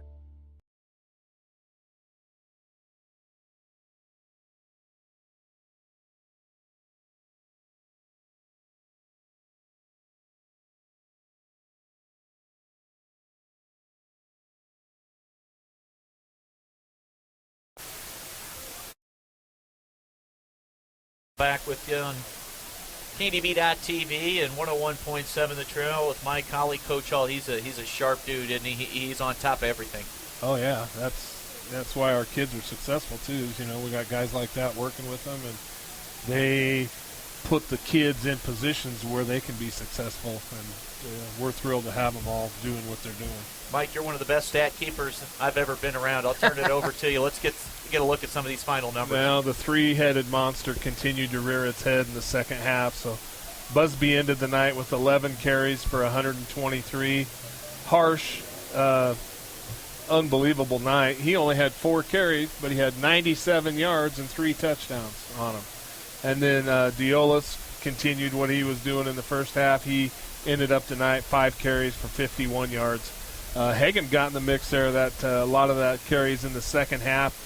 Evan ended up with 55 yards on 8 carries tonight. So Bearcats ended up 331 yards rushing, and Harsh had same stats he had at halftime. He was 3 for 5, 82 yards and the touchdown. So Bearcats end up with 413 total yards. That really dominated Hastings, and that's reflected on the scoreboard. Hastings only had 58 yards rushing. So, they threw for 205. Swoboda was 15 of 24 for 135, and then Sinnott came in the second half, and he was only 2 for 5, but he hit that long one to Shoemaker, and that gave him a total of 205 yards passing for the team. The Scottsbluff starting defense so far through 2 games has only allowed 1 touchdown, and that came off a big running play last week that set North Platte inside the 10-yard line, and they were able to punch one in. So this Bearcat starting defensive unit has been outstanding, as advertised, as expected coming into this year. And the offense, what more can you say? Just a threat at almost everywhere, every spot you turn at a skill position on the offensive side of the football. And the Bearcats are off to a 2-0 start. They win big tonight, 48 14 here at home against Hastings. We'll come back, and we're not going to have much of a discussion, Mike and I, about player of the game tonight. I think we're just going to look at each other, and then we'll come back. We probably don't even need to speak a spoken word about it. We'll come back with our Taco John's player of the game right after this.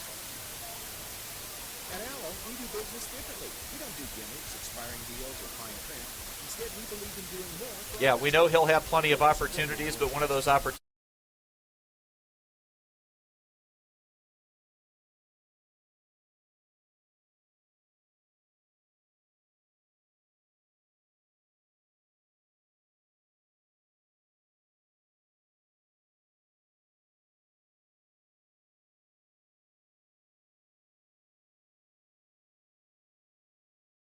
Regional West is one of 3 Level 2 trauma centers in Nebraska. We have all the resources here 24 hours a day to address any traumatic injury. From emergency medical services to advanced medical imaging and surgery to acute care and rehabilitation. It's comforting to know that if an accident happens here, our families, our friends, our neighbors, and even we ourselves will get expert trauma care and rehabilitation services right here at Regional West. Bye, Mom. Have fun. Maybe next weekend. Why wait? With the affordable John Deere 3E Series tractor, you can clear the chore list in no time. Go from to-do to done. Looks like we had nothing to worry about. Bring a 3E home today for just $139 per month. Nothing runs like a Deere. Visit 21st Century Equipment in Alliance, Torrington, Scottsbluff, and Bridgeport, or visit 21stcenturyequipment.com. So a 1-yard TD run, and in the second half, he picked up a 29-yard touchdown running for good measure. He mixed in a 44-yard touchdown pass to Keegan Reifschneider. Defensively, Mike, a sack, a forced fumble. The guy's just a football-playing menace is what he is. Yeah, he brought his game tonight, everything he did, whether it was throwing the ball. He threw some beautiful passes, running that quarterback counter where they fake right, and he comes back left, showed his speed. Defensively, he was sticking his nose in it, hitting people, causing fumbles, just causing mayhem out there. He played a whale of a game. Drop touchdown from Krul in the end zone on a beautifully thrown ball. The completion here to Jack Darnell in the first half. That was a beautifully placed ball with some great touch. So great showing tonight for Sebastian Harsh, and we expect to see more of that as the season moves along. Garrett Nelson came up a little gimpy there before halftime. Didn't see any action in the second half, but moving around on his own. Came back to the sideline with the team out of the halftime break, and I got a feeling Garrett's probably feeling okay. He was moving around pretty well, talking with teammates, and we'll see how things shake out there. But I don't think anything too major to worry about with big number 23. All in all, 2 games in, this is I don't think you could have drawn up or ordered a better start for the Cats this year.